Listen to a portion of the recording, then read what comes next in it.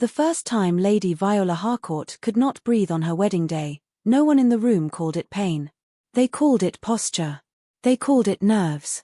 They called it the natural trembling of a young lady about to become a duchess. Victorian London shone beyond the tall windows of Harcourt House that April morning, all pale sun on polished railings and carriage wheels, but inside the dressing room, the air was warm with candle wax, starch, perfume, and fear. Viola stood before the long glass in her bridal gown, white silk falling in quiet waves from her shoulders, the bodice fitted so precisely that it made her look carved rather than living. At her waist lay an ivory ribbon, no wider than 2 inches, smooth as cream and tied beneath the outer fold of the dress where no guest at St. George's Hanover Square would notice it. No guest was meant to notice anything except the lace, the veil, and the bargain. Lady Harcourt stood behind her stepdaughter with gloved hands folded at her waist, watching the maid work as if she were supervising the packing of a fragile porcelain vase. She was a handsome woman of 50, still fair in the careful way of women who considered softness a tactical error. Her mourning for the late Earl had ended years before, but she had never surrendered black entirely. This morning, even at a wedding, she wore dark violet silk and a jet brooch at her throat, as though reminding the household that grief, like rank, could be arranged to flatter the wearer. "Tighter," Lady Harcourt said. Agnes Pike, Viola's maid, froze with both hands on the ribbon. "My lady, her ladyship has scarcely drawn breath since the stays were fastened." "Then she may practice drawing it quietly." Lady Harcourt's eyes did not leave Viola's reflection. A duchess must not gasp like a housemaid carrying coal. Viola kept her chin level. The glass showed her a woman of 24 with a calm face, grey eyes, and lips that had learned long ago not to ask for mercy where none had been offered. It also showed the small white line that appeared beside her mouth whenever she held back a cry. She hated that line. It told the truth before she was ready to speak it. "I am well, Agnes," she said. Her voice sounded distant, as though it had crossed the room without her. Agnes's fingers trembled. "You're not well, my lady." Lady Harcourt stepped closer. "Agnes." One word. That was all it took. The maid lowered her gaze, and Viola felt the old, familiar shape of power settle over the room. It was not always loud. Sometimes it wore silk. Sometimes it spoke gently enough for witnesses to call it concern. "Please do as Lady Harcourt says," Viola said. Agnes looked stricken. "But I don't want to hurt you." Viola turned her head by a fraction, just enough that the maid could see her eyes and understand the warning there. "Not for me. For yourself." Agnes swallowed and pulled. Pain closed around Viola's ribs in a smooth, bright band. She did not make a sound. The ivory ribbon bit inward, pressing the stiff bones of the stays into tender skin. For one wild second, the room thinned and darkened at the edges. She fixed her gaze on the top of the mirror, where the carved gilt frame had a tiny crack shaped like a branch. She had studied that crack during fittings, lectures, accusations, and the long afternoon when Lady Harcourt had explained that gratitude was the only dowry left to a girl whose father had died with debts and whose mother had left sentiment instead of sense. Gratitude. Viola had been told to be grateful when the Duke of Aldermere accepted the match. Grateful when Lady Harcourt said the marriage would restore the Harcourt name. Grateful when Miss Celeste Lindon smiled over breakfast and wondered aloud whether His Grace had been warned that Viola was not the sort of bride who inspired poetry. Grateful, always, for the privilege of being used. "There," Lady Harcourt said. "Now she has a waist fit to stand beside a duke." Agnes took half a step back, pale with distress. Viola forced her hand not to move toward her middle. Movement would admit injury. Injury would invite questions. Questions would cost Agnes her place, and perhaps worse, the little bundle of letters tied in blue thread that had belonged to Viola's mother.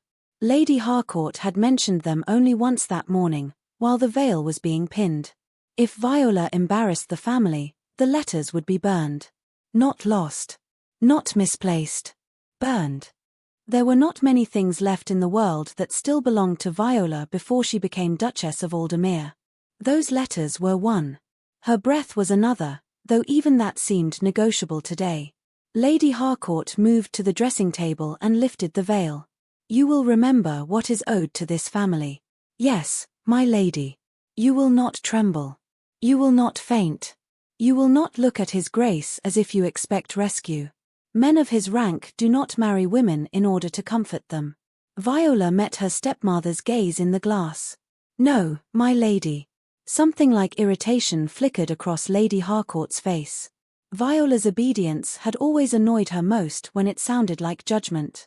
The door opened without a knock, and Celeste Lindon drifted in wearing pale blue muslin and the bright, satisfied expression of a woman who had never entered a room without expecting to be admired. She was Lady Harcourt's niece, dependent by circumstance and cherished by preference. The carriage is waiting, Celeste said.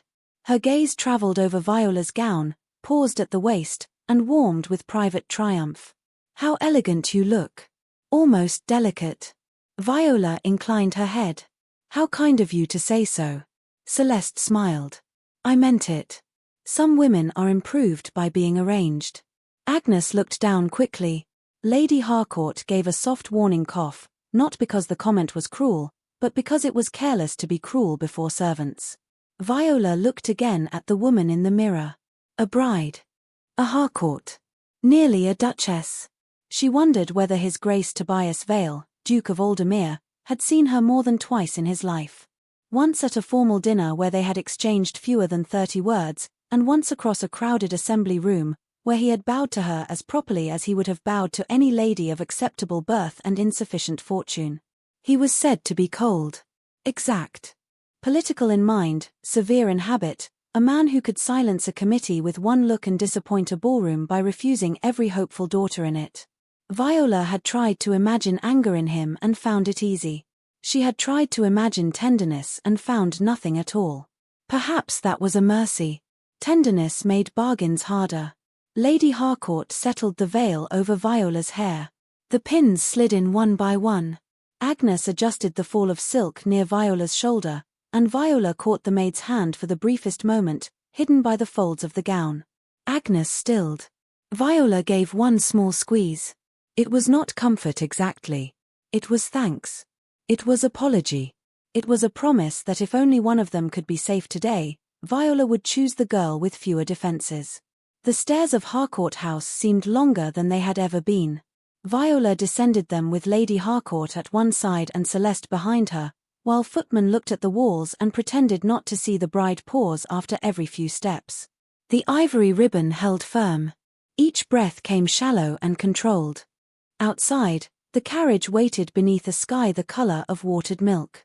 A small crowd had gathered beyond the railings, drawn by the rumor of a duke's wedding and the sight of white satin. Viola heard her name spoken in whispers. Poor Lady Viola. Fortunate Lady Viola. The Harcourts saved at last. A footman handed her into the carriage, and for one heartbeat, as she bent, pain flashed sharp enough to bring tears to her eyes.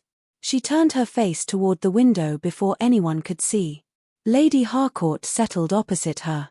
Celeste took the backward-facing seat and smoothed her gloves. You must not look so solemn, Celeste said. People will think you unhappy. Viola watched London pass beyond the glass. Iron railings. Brick houses. A crossing sweeper stepping back from the horses. A flower girl holding violets in a basket near the curb, their purple heads trembling in the wind. I am thinking of my duties. How noble. Celeste's smile sharpened. Let's hope His Grace finds duty charming. Lady Harcourt's gaze moved to Viola's waist. His Grace will find what he has been promised. A quiet wife, a respectable alliance, and no unpleasant surprises. Viola's lungs tightened against the ribbon. No unpleasant surprises. She wondered whether pain counted as unpleasant if no one admitted it existed. The carriage turned toward Hanover Square, where the church stood in pale dignity, its steps crowded with guests in silk hats, gloves, feathers, and the bright curiosity of people who had come to witness not love, but elevation. Viola saw them through the window and felt the full weight of what she was about to become. Not wife. Not yet. Symbol first. Settlement second. Woman last. Then she saw him. Tobias Vale stood near the church doors in a dark morning coat, tall and still among the movement around him. He was speaking to an older gentleman, but his attention shifted as the carriage drew near. Viola expected the distant assessment of a man inspecting an obligation. Instead, even from several yards away, she saw his eyes narrow slightly. Not in disdain. In notice. The carriage stopped. The footman opened the door. Sound rushed in, wheels, whispers, church bells, the soft stir of society turning its face toward her. Viola stepped down. For one terrible instant, the pressure at her waist stole what little breath she had saved, and the world tipped toward white. She held herself upright. She would not faint on the pavement. She would not give Lady Harcourt her anger or Celeste her amusement. She would not let Agnes lose her place because pain had won before the vows were spoken. Tobias waited at the top of the steps. As Viola approached, his expression remained controlled, but something in his gaze changed. It moved from her veil to her face, from her face to the rigid stillness of her shoulders, and then, briefly, to the hand she had curled against her skirt to hide its trembling. He offered his arm. "Lady Viola," he said quietly. His voice was lower than she remembered, steadier too. "Are you quite well?"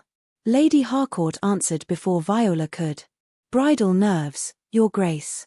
Nothing more. Viola lifted her eyes to the Duke's. For the first time that morning, she saw a question no one had instructed him to ask. She wanted to answer it. She wanted, with a suddenness that frightened her, to say that the dress hurt, that the ribbon burned, that she had been made into a shape that could stand beside him but not breathe beside him. Instead, she placed her gloved hand on his sleeve. "I am ready, Your Grace." Tobias looked at her for one beat too long. Then he covered her hand lightly with his own, a gesture so proper that no one could object and so careful that Viola nearly broke from the kindness of it. Together they turned toward the church doors. The bells rang above them. Behind her, Lady Harcourt whispered, "Remember yourself." Viola did. She remembered every lesson, every threat, every hour she had survived by silence. She remembered Agnes's frightened eyes and her mother's letters tied in blue thread. She remembered that a Harcourt daughter did not stumble where London could see. She reached the aisle on the Duke's arm, each step measured, each breath stolen in pieces. At the altar, as the clergyman opened his book and the congregation settled into expectant silence, the pain beneath her wedding dress sharpened until the words of the vow seemed to float away from her. Tobias turned his head slightly, his gaze fixed on her face. The church waited. Viola opened her mouth to speak, and for one breathless second, she was not certain any sound would come. The sound came at last, smaller than Viola intended and steadier than she felt. "I will." The words entered the hush of St. George's, Hanover Square, like a white feather set down upon stone. No one in the pews could have guessed that each syllable had been gathered from what little breath the ivory ribbon allowed her. The clergyman continued, his voice measured and solemn, while candlelight trembled along the polished brass and the pale spring sun pressed through the high windows. Beside her, His Grace Tobias Vale stood perfectly still. The stillness should have made him seem indifferent. Instead, Viola became aware of it as one becomes aware of a hand held above a flame without flinching. He noticed too much. Not loudly. Not with theatrical concern. His eyes lowered once to the rigid set of her shoulders, then to the fingers she had curled around the edge of her glove. When the ring was placed in his palm, he did not reach for her hand at once. He waited until her own lifted. It was a fraction of a delay, too small for the congregation to remark upon, but to Viola it felt like a question. "May I?" She let him take her hand. His touch was formal, gloved, and careful. The ring slid over her finger. Gold against kid leather. A marriage sealed before God, family, and every hungry pair of eyes in London that had wished to see whether a nearly ruined earl's daughter could stand beside one of the most powerful men in England without looking like a charity case. "With this ring, I thee wed," Tobias said. His voice did not falter. It carried through the church with quiet authority, and Viola felt the words settle around her like a door closing. She was no longer Lady Viola Harcourt alone. She was not yet accustomed to what she had become. The clergyman turned to her. Her mouth had gone dry. For one heartbeat, the pressure beneath her gown sharpened, and the church tilted toward silence. Tobias shifted almost imperceptibly. His sleeve touched hers. No one else could see the support in it, but Viola felt it. She drew in what breath she could. With this ring, I thee wed. The vow was spoken. The world did not crack open. She had thought perhaps it might. Lady Harcourt sat in the first pew with her chin lifted, satisfaction carefully disguised as maternal composure. Celeste Lindon sat beside her, blue eyes bright beneath the brim of her bonnet. As the final prayers rose, Viola kept her gaze on the prayer book before the clergyman, because looking anywhere else might invite the room to blur. She had been trained to manage music, languages, precedents, menus, and the polite cruelty of drawing rooms. She had not been trained to become wife while fighting for heir. When the ceremony ended and the register was signed, the pen felt oddly heavy in her hand. Viola Harcourt. No. Viola Vale. Duchess of Aldermere. The ink dried faster than she could understand the change. Tobias signed after her, each stroke controlled and black. He did not look pleased. He did not look displeased. Then his gaze moved again to her face, and something in his expression tightened. Your Grace, Lady Harcourt said softly, appearing at Viola's elbow with the timing of a woman who did not allow private moments to grow unobserved. How beautifully solemn the service was. Tobias inclined his head. Lady Harcourt. My stepdaughter has always been sensitive on solemn occasions. Her gloved fingers touched Viola's waist, light enough to seem affectionate. Pain shot inward so quickly that Viola's breath caught. She could not stop the flinch. It was tiny. A betrayal of muscle, not will. Tobias saw it. His eyes went to Lady Harcourt's hand. Then to Viola. Lady Harcourt withdrew her touch with an elegant smile. There now, my dear. You must not let nerves master you. Viola forced a smile because the church still held witnesses. Of course. Tobias said nothing for a moment. His silence had weight. Celeste came forward, smelling of violets and powder. How pale you are, Viola, she murmured, just low enough that only the nearest could hear. But perhaps that suits a bride. You look already defeated. Tobias turned his head. Miss Lindon. Celeste's lashes fluttered. Your Grace. My wife has just stood through a long ceremony with admirable composure. I trust you meant to congratulate her. Color rose beneath Celeste's pretty skin. She dipped a curtsy, shallow and swift. Of course. I don't always choose my words wisely. Few people do when they choose them for effect. The sentence was spoken mildly. It landed like a dropped pin. Lady Harcourt's smile hardened at the edge. Viola should have felt alarm. Instead, she felt something more dangerous. Relief. Tobias offered his arm once more, and she placed her hand upon it. The church doors opened ahead of them. Outside, bells rang, horses stamped, and London society gathered in clusters beneath the pale sky, ready to inspect the newly made duchess. The receiving line began on the church steps. It was meant to be brief, but nothing involving rank was ever truly brief. There were aunts by marriage, elderly cousins with cold cheeks, gentlemen who bowed too low to Tobias, and ladies who looked at Viola as if comparing her to a rumor they had purchased that morning. Your Grace, may happiness attend you. Your Grace, what a fortunate alliance. Duchess, you must be overwhelmed. Duchess. The word reached Viola again and again, each time from a different mouth, each time requiring a smile, a nod, a murmur of gratitude. She stood beside Tobias and counted her breaths in groups of 3. 1 to smile. 1 to answer. 1 to remain upright. The 4th was never guaranteed. Tobias answered more than she did. At first, she thought it was habit, the natural command of a duke accustomed to speaking for rooms. Then she realized he was shortening each exchange. He accepted congratulations with clipped grace. He moved the guests along before they could linger over Viola's pallor. When an elderly marchioness clasped Viola's hand and exclaimed that a bride must be overcome with joy, Tobias said, Her Grace has been standing since before noon. We shall not demand joy perform for us on the church steps. The marchioness laughed uncertainly, unsure whether she had been corrected. Viola lowered her eyes to hide the strange pull in her chest. Not gratitude. Gratitude was too simple. It was confusion, threaded with caution. Protection could be a kindness, or it could be another kind of ownership. She did not yet know which kind his grace offered. By the time they reached the carriage, her fingers had gone cold within her gloves. Tobias helped her inside before anyone else could crowd near. Lady Harcourt entered with them for the short drive to Aldermere House, as custom and propriety required before the wedding breakfast. Celeste followed, still flushed from the Duke's rebuke. Tobias sat opposite Viola, his shoulders broad against the dark upholstery, his hat resting beside him. For several moments, only the roll of wheels filled the carriage. Lady Harcourt broke the silence. "Your Grace was most attentive on the steps. My wife looked tired." "Bridal nerves," Lady Harcourt said again. "Viola has always possessed a delicate constitution when attention is upon her." Viola looked down at her ring. It gleamed softly against the white of her glove. "I am quite able to attend the breakfast." Tobias's gaze sharpened. "That was not the question. It is the answer that will cause the least difficulty."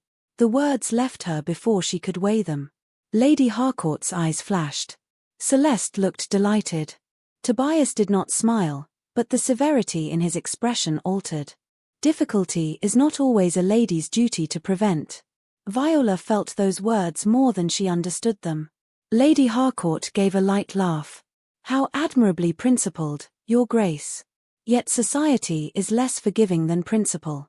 A wedding breakfast cannot be cancelled because a bride has grown pale. No one spoke of cancelling it. I am relieved."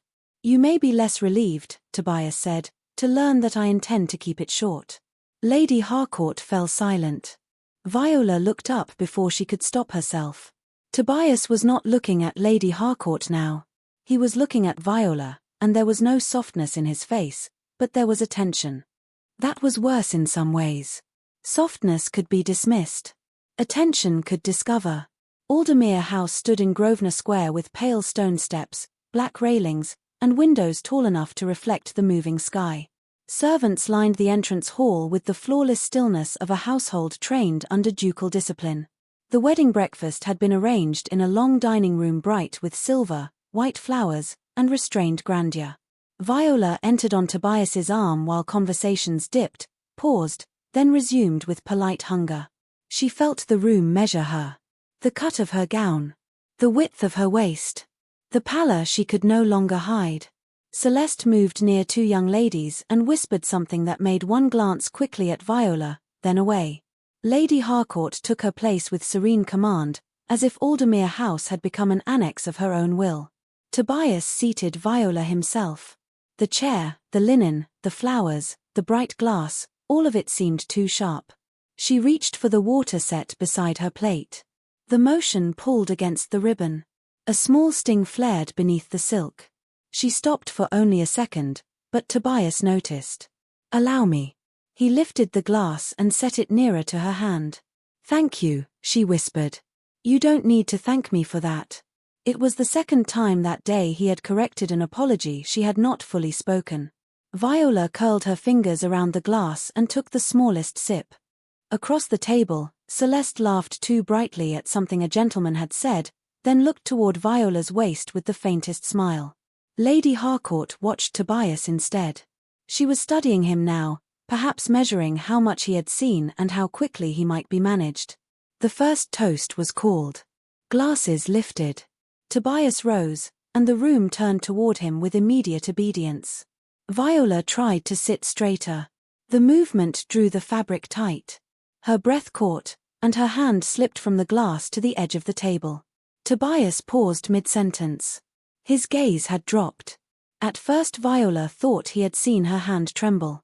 Then she followed the line of his attention and felt the last warmth leave her face. Near the lower fold of her bodice, where the ivory waist ribbon disappeared beneath the silk, a thin red mark had begun to show. It was no larger than a thread. It should have been nothing. Tobias saw it as if the whole room had gone dark around it. His eyes lifted to hers. The toast remained unspoken. The dining room waited, smiling, curious, unaware. Lady Harcourt's fingers tightened around her glass. Viola drew one careful breath and understood with sudden dread that the Duke had seen the first truth no one was meant to see. For one suspended moment, no one in the dining room moved except the Duke. Tobias Vale lowered his glass without completing the toast. The crystal made the smallest sound as it touched the table, yet the noise seemed to travel farther than the clink of every raised glass in the room. Viola felt it in her throat. She knew what he had seen. She knew because Lady Harcourt had seen him see it. Across the white flowers and silver dishes, her stepmother's face changed by less than a breath, but Viola had lived too many years beneath that face to miss the warning. Say nothing. Spoil nothing. Endure. The guests remained smiling, uncertain whether His Grace had paused for effect or forgotten a line of graceful sentiment suitable to the occasion. Dukes did not forget lines. Dukes created silence, and society waited inside it until told what shape to take. Tobias looked from the thin red mark on the ivory ribbon to Viola's face. His expression did not soften. It sharpened. "Your Grace," Lady Harcourt said, her voice smooth as poured cream. "Is anything amiss?" "Yes," Tobias said. One word. It entered the room like a door closing. Viola's hand tightened around the stem of her glass. "Your Grace, truly, I am well." The lie came softly, automatically, obediently. Tobias heard the obedience before he heard the words. That was the worst of it. His eyes narrowed, not at her, but at whatever had taught her to speak pain as reassurance. Celeste Lindon leaned toward the gentleman beside her and whispered with poor concealment, "The excitement has overcome her already." A few smiles twitched into being. One lady lowered her gaze to her plate. Another looked toward Viola's waist and then quickly away, as if she had glimpsed something indecorous. Lady Harcourt rose halfway from her chair.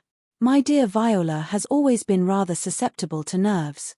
It would be unwise to indulge them before company." Tobias turned his head.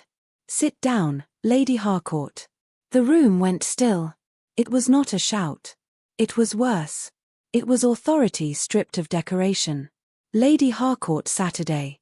Color touched the edges of her cheeks. Viola felt every witness in the room become suddenly, terribly alert.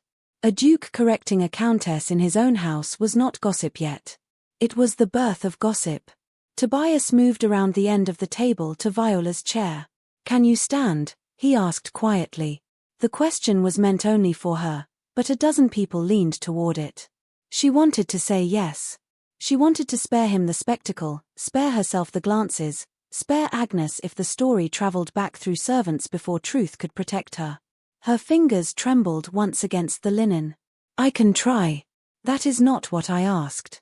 His voice was low enough to be gentle, but there was iron beneath it.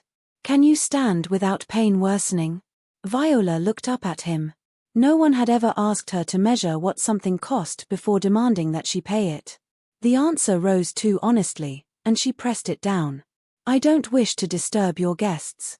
They are already disturbed." A murmur passed around the table.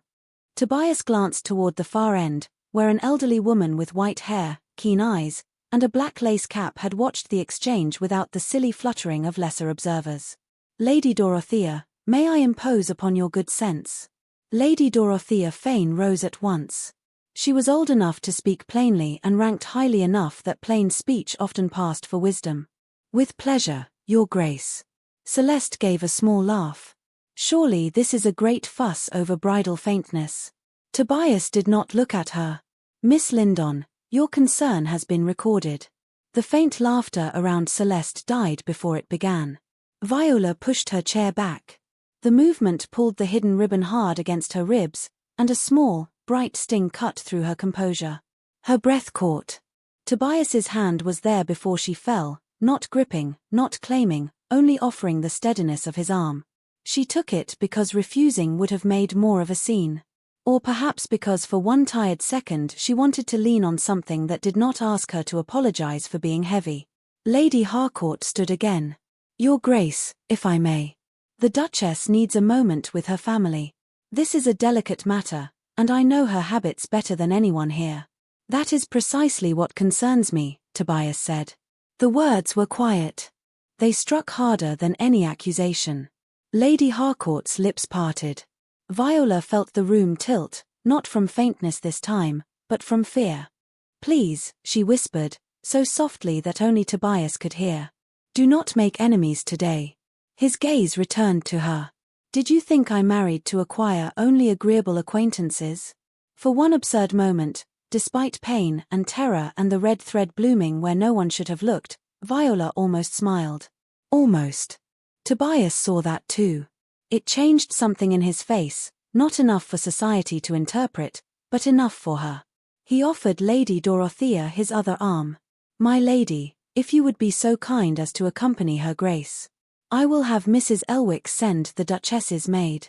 Lady Dorothea crossed the room with calm command. An excellent suggestion. No bride should be made to perform endurance for people who have already eaten well. A few guests shifted, chastened and fascinated. Tobias guided Viola from her chair.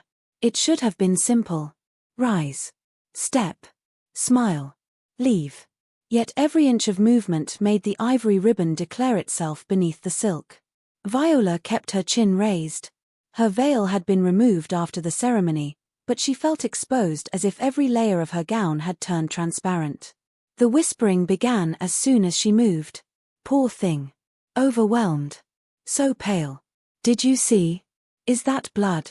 Tobias stopped walking. The room stopped with him. He turned, not fully, only enough to let every whisperer understand that a duke did not need to raise his voice to hear. Her grace is unwell, he said. She is not an exhibit. Silence fell so quickly that Viola heard the fire settle in the grate. Lady Dorothea's mouth curved by a fraction. Lady Harcourt's hands folded tightly at her waist. Celeste looked down at her plate, but not before Viola saw resentment flash through her beauty like a crack in enamel. Tobias resumed walking. Outside the dining room, the corridor was cooler. Viola had thought leaving the room would ease her, but the effort of dignity had used up what little strength remained. The paintings along the wall blurred at their gilt edges. Tobias adjusted his pace at once. He did not ask her to hurry. He did not say she was brave. Praise would have undone her faster than cruelty. Lady Dorothea walked on Viola's other side, her presence a shield made of propriety. At the end of the corridor, a footman opened the door to a withdrawing room panelled in pale green, with a fire laid low and curtains drawn against the afternoon glare. Tobias led Viola to a sofa but did not press her down. Would sitting help? He asked. I believe so. Then sit. The firmness steadied her. She sank onto the edge of the sofa. Pain flashed again, smaller but sharper, as the gown resisted the bend of her body. She caught her breath with one hand lifted toward her waist, then stopped herself. Tobias saw the aborted movement. Lady Dorothea saw it too. The old woman's expression lost all trace of drawing-room amusement. Your Grace, she said to Tobias, send for the maid at once. Tobias was already at the bell-pull. Mrs. Elwick will bring her. Viola looked toward the closed door. Lady Harcourt will be displeased. Lady Harcourt may practice displeasure in the hall. Tobias turned back to her. The controlled mask he had worn in the dining room remained, but beneath it something darker moved. Not temper alone. Horror, perhaps, held carefully behind rank. How long have you been in pain? Viola looked at Lady Dorothea, then at the fire, then at her gloved hands. Truth sat in the room with them, breathing where she could not. It is only the dress. Dresses do not bleed. The sentence was not loud. It was not cruel. It left no room for the lie to stand proudly. Viola's eyes burned, and she hated herself for it. I don't want Agnes blamed. Tobias became very still. Why would your maid be blamed? Before Viola could answer, hurried footsteps approached. The door opened after a knock, and Mrs. Elwick, the Aldermere housekeeper, entered with Agnes behind her. Agnes looked frightened enough to forget the rules of a ducal household, for she moved straight toward Viola before catching herself. My lady. Her Grace, Mrs. Elwick corrected softly. Agnes curtsied, eyes shining. Your Grace. Viola tried to smile. I am quite all right. Agnes looked at the red mark. Her face crumpled for less than a second before she mastered it. Tobias noticed that too. He seemed to notice everything. Lady Dorothea crossed to the door and stood beside it like a sentry in lace. No one enters unless His Grace permits it. As if summoned by defiance, Lady Harcourt's voice sounded from the corridor. This is unnecessary. My stepdaughter requires quiet, not an audience. Tobias opened the door only a few inches. Viola could not see Lady Harcourt from the sofa, but she heard the tight politeness in the Countess's breath. Her Grace has quiet, Tobias said. She also has witnesses. You forget yourself, Your Grace. Not for a moment. The silence that followed felt colder than anger. Then Tobias closed the door. Viola stared at him, unable to decide whether she was more afraid of what he might discover or of how badly she wanted him to discover it. He came back to the sofa and stopped at a respectful distance. Lady Dorothea.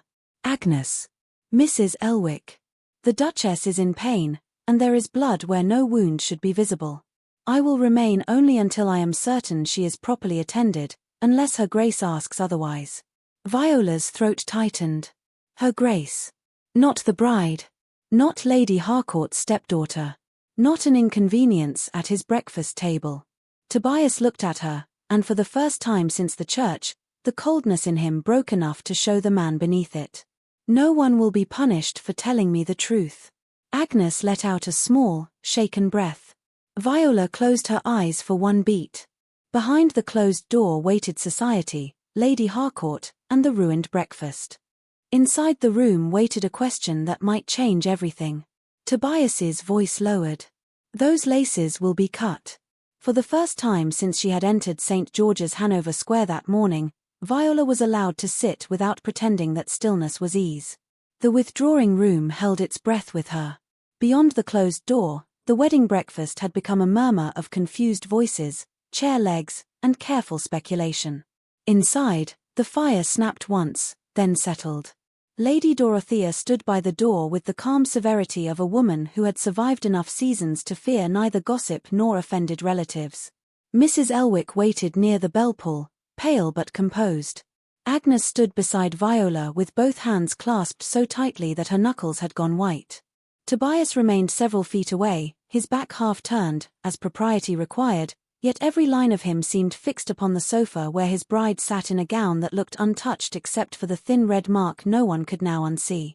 Your Grace, Lady Dorothea said to Viola, not to Tobias, do you consent to having the gown loosened? The question itself almost undid her. Consent had been absent from the morning until now. Viola looked at the old lady, then at Agnes, whose eyes pleaded without daring to speak. Yes, Viola said. Her voice trembled once. Please. Tobias's hand closed briefly at his side. He did not turn. I will remain facing the window until I am told I may be of use. That's the first sensible masculine sentence I've heard all day, Lady Dorothea said. Stand there and be quiet, Your Grace. Under other circumstances, Viola might have smiled. Agnes moved behind her, and Mrs. Elwick came to assist. They worked with delicate speed, lifting the outer fall of silk and searching for the hidden fastening beneath the bodice. Viola held her breath from habit until Lady Dorothea noticed. Breathe if you can, child. I am trying. No, you're enduring. There is a difference. The words were plain, and because they were plain, they entered Viola more deeply than comfort would have. Agnes found the knot first. Her sharp little gasp made Tobias's shoulders tense, though he did not look back. My lady, Agnes whispered, then corrected herself with a shiver. Your Grace, I can't loosen this without cutting it. It's been pulled through twice and tucked under the seam. Lady Dorothea leaned close enough to inspect. Good heavens. That is not a bridal adjustment. That is foolishness dressed as discipline. Viola looked down at the ivory ribbon where it disappeared beneath the silk. It had seemed so smooth in the glass at Harcourt House, so harmless, so elegant. Now it looked like a quiet lie. Cut it, she said. Agnes hesitated. Lady Harcourt will say I ruined the gown. Tobias spoke toward the window. Lady Harcourt will say nothing to you that I do not permit. Agnes looked as if the floor had shifted beneath her. Mrs. Elwick produced small sewing scissors from the work-basket near the hearth. The blades made a soft metallic whisper as she handed them over. Agnes slid 2 fingers under the ribbon to protect Viola's gown and skin. Even that slight touch made Viola flinch. She hated that Tobias heard it. She knew he heard it because the stillness at the window changed. Agnes cut. The ribbon parted with a small snap. Air rushed into Viola's body so quickly that it hurt. She bent forward, one hand flying to her middle before she could stop herself. Lady Dorothea sat beside her at once and placed a steady palm near her shoulder, not restraining, only grounding. Slowly. Don't be brave so quickly. Viola dragged in another breath. Then another. The room blurred, cleared, and widened. She had not known how narrow the world had become until it opened. I am sorry, she whispered. Tobias turned then. Not fully at first. Only enough to see her face. For what? Viola looked at the faint stain near the torn ribbon. Shame rose fast and old, more familiar than pain. For bringing this into your house. He stared at her. For a moment, the Duke of Aldermere looked as if some careful internal structure had given way. When he spoke, his voice was low. You are my wife. If pain follows you into my house, then my house will answer to it. You will not apologize for bleeding in a room where others demanded that you smile. No one moved. Even Lady Dorothea's eyes softened. Viola looked away first because the kindness was too direct. Agnes resumed her work with trembling care. The loosened bodice revealed what the gown had hidden. No one spoke the injuries aloud in ugly detail. There was no need. The evidence was written in reddened skin, deep pressure marks beneath the stays, and the angry place where a small dressmaker's pin had remained caught in the inner seam. Mrs. Elwick covered her mouth, then lowered her hand at once, ashamed of the reaction. Agnes gave a small sob and bit it back. I checked the seams yesterday, she whispered. I did. I swear I did. That pin wasn't there. No one accuses you, Tobias said. I should have checked again. Agnes's voice broke. She told me not to fuss with it. She said her ladyship needed the waist kept narrow, or people would say the match was generous. Viola closed her eyes. Agnes. No, your grace. I can't let them think it was me. Tobias came one step nearer, then stopped. Who said it? Agnes looked at Viola, trapped between loyalty and fear. Viola felt the old command tighten around her even though the ribbon had been cut. Lady Harcourt's voice remained inside her. Do not embarrass the family. Do not make enemies. Do not cost the girl her place. Viola opened her eyes. Tobias was watching her, not Agnes. Waiting. Not forcing. That patience made the truth possible. Lady Harcourt, Viola said. The name barely crossed the room, yet it changed the air more completely than any shout. Agnes began to cry in silence. Mrs. Elwick's mouth flattened.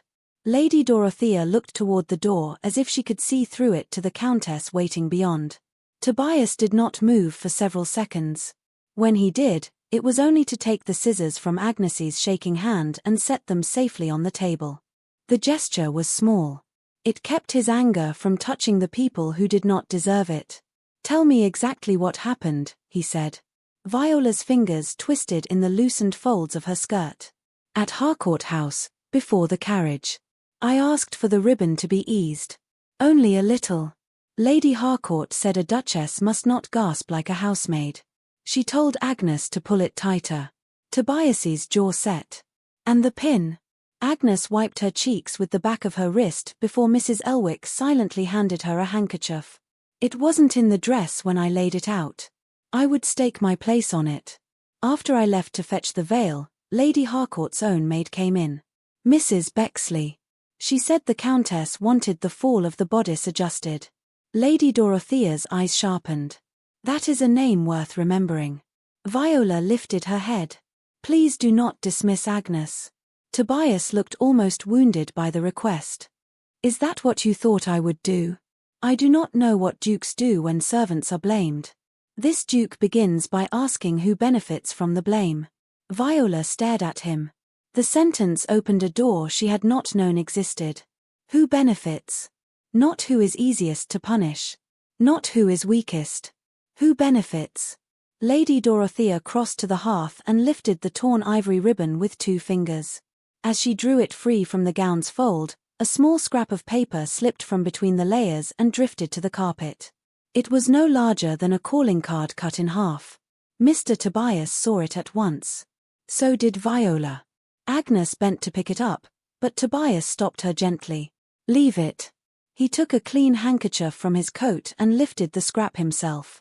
Faint ink marked one side, torn through the middle of a sentence. Viola could make out only fragments from where she Saturday. Maternal portion. Harcourt female line. Transfer pending.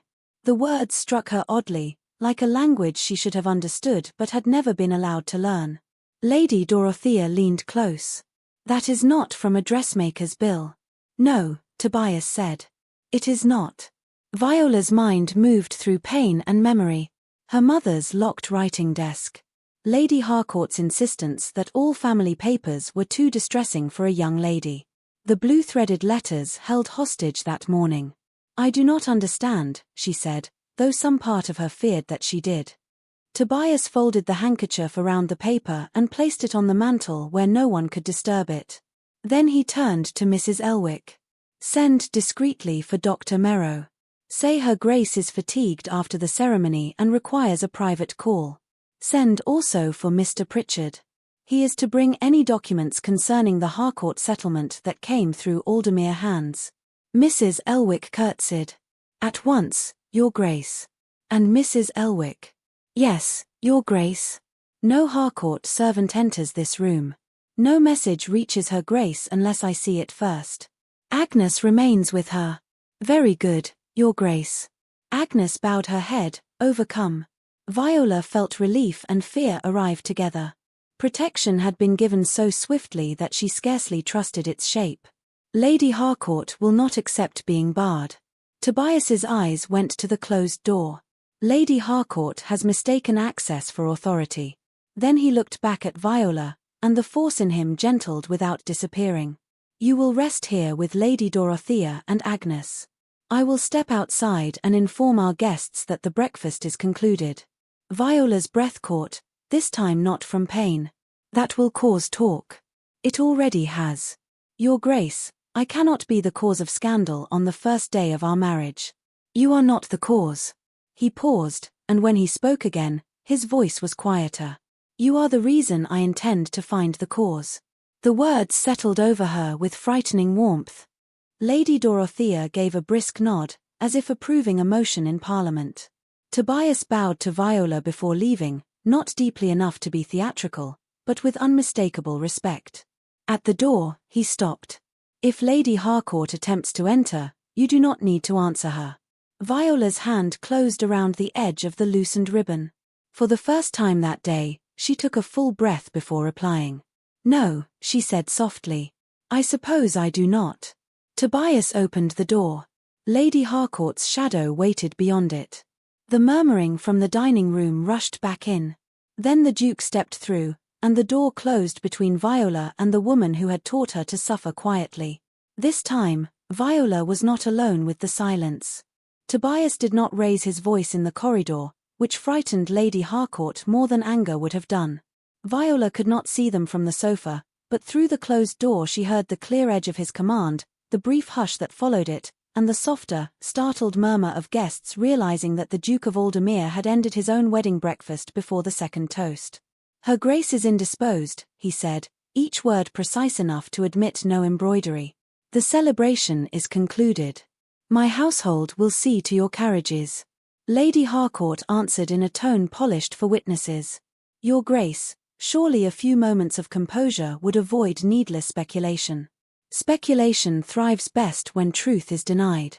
I will not keep my wife upright for the entertainment of a dining room." Something clattered softly, perhaps a glass set down too quickly. Viola closed her eyes. "Wife." He used the word as if it carried obligation rather than possession. In the withdrawing room, Agnes had drawn the loosened gown into decent order with a shawl over Viola's shoulders, while Lady Dorothea sat beside the fire with the ivory ribbon folded on the table before her like an exhibit in a very private trial. The torn scrap of paper remained on the mantel, wrapped in Tobias's handkerchief. It seemed impossible that such a small thing could make the air feel heavier than the gown had. Mrs. Elwick returned first, moving with the efficient quiet of a woman who knew that scandal in a great house must be contained before it learned to run. Dr. Merrow has been sent for, Your Grace, she said, forgetting for an instant that Tobias was outside the door, then correcting herself with a nod to Viola. And Mr. Pritchard was already at his chambers. A footman has gone with the Duke's card. Lady Dorothea looked pleased. Good. A physician for the body and a solicitor for the secrets. Viola's fingers tightened beneath the shawl. I do not want this to become a spectacle. My dear, Lady Dorothea said, it became one the moment someone chose to make your suffering useful. The door opened then, and Tobias entered. He had removed all visible trace of fury before returning, but not all trace of cost. The controlled man who had stood at the altar remained. Yet something behind his eyes had been forced awake. Lady Harcourt has left, he said. Viola looked up too quickly. Pain answered, not sharp now but deep, as though her body had begun to understand it was safe enough to complain. Left. For Harcourt House. Miss Lindon with her. She will be angry. I expect so. You do not know what she is like when she believes she has been humiliated. Tobias came a few steps closer, then stopped at a careful distance. No. But I know what she is like when she believes no one will contradict her. The distinction was so exact that Viola could not look away. He had known Lady Harcourt for less than one day as family, yet he had already seen the shape of the thing Viola had spent years explaining away to herself. She has my mother's letters, Viola said. The confession came out before she meant to offer it. Tobias's expression changed. What letters? My mother wrote to me before she died. Lady Harcourt kept them after my father remarried. She said I was too young for grief to be indulged. Viola swallowed. This morning she said she would burn them if I embarrassed the family. Agnes made a small sound. Lady Dorothea's fan snapped shut. Tobias did not move. That was how Viola knew he was angriest. Those letters will be returned. You cannot simply command her to surrender private papers. I can begin by removing her belief that she is beyond consequence. The door opened again after a knock, and Dr. Merrow arrived, a grave, silver-haired physician accustomed to titled rooms and careful silences. Tobias withdrew to the far side of the room while Lady Dorothea remained as witness. The examination was discreet, brief, and mercifully free of alarm.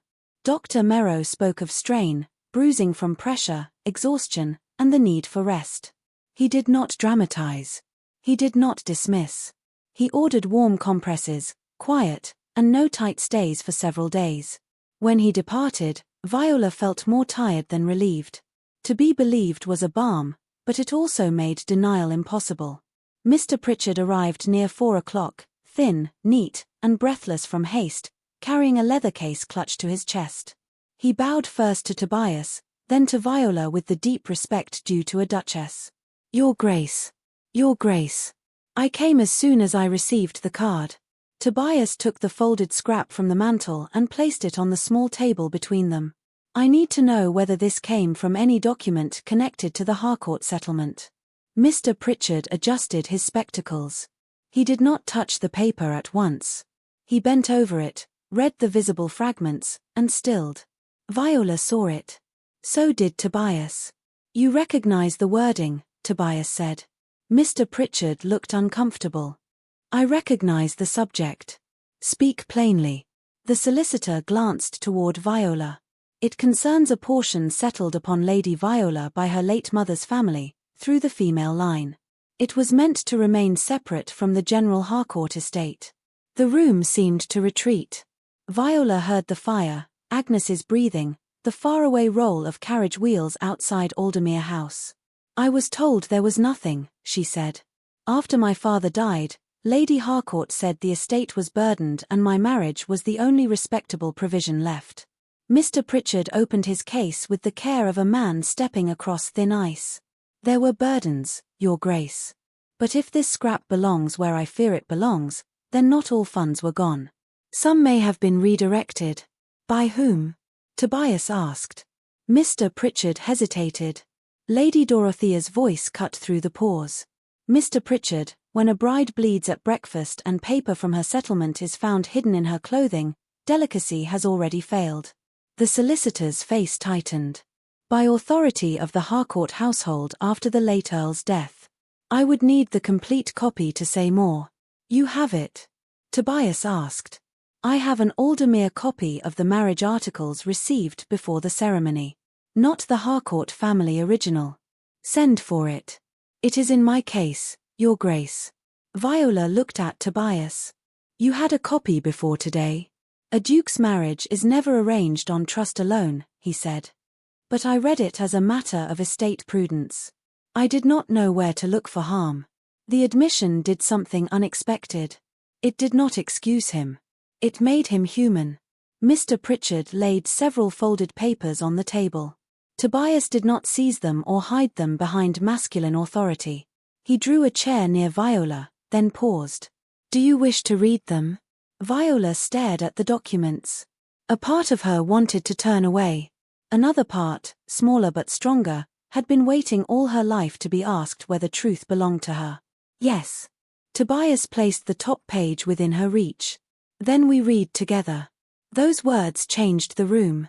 Not loudly. Not romantically. But completely.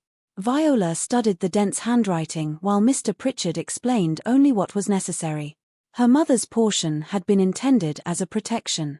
A sum, investments, and a small income attached to property from the Whitmore side of the family.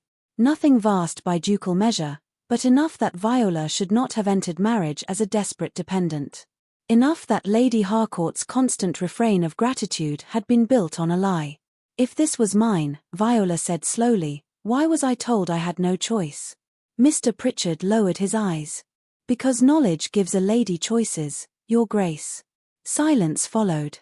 Tobias looked at the solicitor with a severity that made even Lady Dorothea sit straighter. And who removed that knowledge? Before Mr. Pritchard could answer, a knock came at the door. Mrs. Elwick entered carrying a small folded note on a silver tray. Her face was composed, but her mouth had thinned. This came through the servant's entrance, Your Grace. It was addressed to one of the visiting maids, but my staff thought it best to intercept it. Tobias took it, read, and his face hardened. Viola knew before he spoke that Lady Harcourt had moved faster than grief, faster than shame, faster than justice. What is it? She asked. Tobias looked at her, and for the first time that day he seemed to weigh whether protection meant withholding pain. Then he handed her the note. The handwriting was hurried, the words cruel in their neatness. The new Duchess could not endure even her own wedding breakfast. By supper, all London would know. Viola read it once. Then again. The letters steadied instead of blurring. The lie had already left the house. But this time, she was not bound, breathless, and alone beneath it. She folded the note carefully and set it beside the torn ivory ribbon. Then let London talk, she said. We will give it something true to hear. By 11 o'clock the next morning, Aldermere House had received more calling cards than condolences could ever justify. They arrived in pairs and little stacks, cream paper edged in black, blue, or gilt, carried by footmen whose faces revealed nothing and by ladies whose concern had travelled faster than modesty. Viola sat in the pale green withdrawing room where the ribbon had been cut, no longer in bridal silk but in a soft dove-grey morning gown chosen by Agnes because it required no tight stays and because the colour did not declare either mourning or celebration. Dr. Merrow had ordered quiet, which society seemed to interpret as invitation. Every few minutes, Mrs. Elwick entered with another card upon a silver tray. Lady Jersey's cousin. The Marchioness of Wetherby. To Mrs. Farley. A Baroness Viola had met once and never pleased. Each name was a knock from the world outside, asking not whether the new Duchess was well, but whether the story was true enough to repeat. Tobias stood near the mantel, reading the cards without expression. Mr. Pritchard had departed at dawn to retrieve copies and confirm dates. The torn scrap remained locked in Tobias's writing box. The ivory ribbon lay folded in Viola's own reticule now, not hidden, not displayed. She had put it there herself, though Agnes had begged to throw it into the fire. Some things, Viola had said, should not be destroyed merely because they were painful. Some things had to survive long enough to testify. Lady Dorothea Fane had remained at Aldermere House under the pretext of fatigue, though no one who saw her briskly direct tea trays could have believed she was tired. "Half London is at your door," she said, glancing at the latest cards. "The other half will pretend it was too refined to come." Viola looked toward the closed drawing-room doors. "If I do not appear, they will decide Lady Harcourt was right." Tobias lifted his gaze. "You owe them nothing." No. Viola rested one hand lightly at her middle, where the soreness had become a deep ache rather than a sharp command. "But if they are going to look for a weak duchess, I would rather they have to do it while I am sitting upright in my own house." His expression shifted. Pride, perhaps, though it was quickly mastered. "Your own house," he repeated. "Yes." She heard the word after she said it and felt heat rise in her cheeks. "If that is not too bold. It is accurate." Lady Dorothea smiled into her teacup. Accuracy is often mistaken for boldness in women. Tobias crossed the room and stopped at a respectful distance from Viola's chair. "You may receive them for 15 minutes. No more." Viola looked up. "You are giving orders again, Your Grace." He went very still. The correction landed between them, quiet but necessary. Last night, after the note had arrived, he had posted servants, barred messages, and arranged everything around her safety. He had also begun to decide before asking. She had noticed. He had noticed that she noticed. A flicker of self-reproach passed through his face. "You are right." His voice lowered. "Will you receive them for 15 minutes, and will you allow me to end the call if Dr. Merrow's instructions are being ignored?" Viola considered. "Yes. Thank you." Agnes, standing behind Viola's chair, looked at the Duke with startled approval before remembering to lower her eyes. Viola almost smiled. It cost her less than it had yesterday. The first callers admitted were Lady Harcourt, Miss Celeste Lindon, Lady Dorothea's friend the Countess of Arveiling, and two lesser ladies who had clearly come to witness whatever might be seen. Lady Harcourt entered in lilac silk, carrying concern like a bouquet arranged for public viewing. Celeste followed in pale yellow, her face bright with the false innocence of a woman who had repeated a rumor but not yet been forced to own it. Lady Harcourt moved toward Viola with hands extended. "My dear child." Tobias stepped slightly forward. Not between them entirely. Only enough to remind the room that access was no longer automatic. Lady Harcourt halted, smiling. "Your Grace, how relieved we are to find you sitting up." Viola inclined her head. "How kind of you to call, Lady Harcourt." The title created a chill no fire could warm. "Not Mamma. Not my lady," in the old obedient tone. Lady Harcourt heard the difference. So did Celeste. "We have been beside ourselves," Celeste said, settling into a chair without waiting to be invited. "A bride taken from her own breakfast. People will say anything when a mystery is offered to them. Then we must hope they learn restraint," Tobias said. "Oh, but people rarely do." Celeste widened her eyes. "I only fear for Viola. Society can be unkind to a woman who appears fragile so early in marriage." Lady Dorothea set down her cup. "Society is also unkind to young women who mistake malice for wit. Yet they often survive the season." One of the lesser ladies coughed into her glove. Lady Harcourt did not look at Celeste. Her gaze remained fixed on Viola with tender command. "No one blames you, my dear. An overtaxed constitution is no crime. I told His Grace yesterday that you have always required careful management when attention is upon you." Viola felt the old impulse rise. "Agree. Smooth the room. Protect Agnes. Protect the letters." She let the impulse pass through her without obeying it. "You have often said so." Lady Harcourt's smile sharpened. "Because I know you best." "You knew me longest," Viola said. "That is not the same thing." Silence dropped so quickly that even Celeste forgot to smile. Tobias did not speak. Viola felt him standing near enough to defend her if needed, far enough not to steal the moment. That restraint steadied her more than any declaration could have. The Countess of Arveiling leaned forward with obvious pleasure. "Your Grace, I hope Aldermere House agrees with you." "It does," Viola said. "Very much. And His Grace?" The question was impertinent in silk gloves. Tobias answered before Viola could be forced into embarrassment, but he did not answer for her feelings. Her Grace is in her own home. That is the only matter society need understand today. His tone made the correction final. Lady Harcourt folded her hands. How admirable. Yet one must be practical. If a bride's health proves unequal to the demands of such a position, there are arrangements that may be considered quietly before gossip hardens into tragedy. Viola's fingers went cold. Celeste lowered her eyes too late to hide satisfaction. Lady Dorothea turned her head slowly. What arrangements, Lady Harcourt? I speak only in the abstract. How convenient. Abstractions never blush. Tobias's voice became very soft. You will not discuss setting aside my marriage in my wife's drawing room. Lady Harcourt's colour rose. Your Grace misunderstands maternal concern. I understand it well enough to reject this version. Viola drew one slow breath. I am not a parcel delivered with damage to be returned. No one spoke. The words surprised her more than anyone. They had arrived without trembling. Lady Dorothea's eyes brightened. Tobias looked at Viola with something that made her glance down, not from shame this time, but because being seen in strength felt almost as intimate as being seen in pain.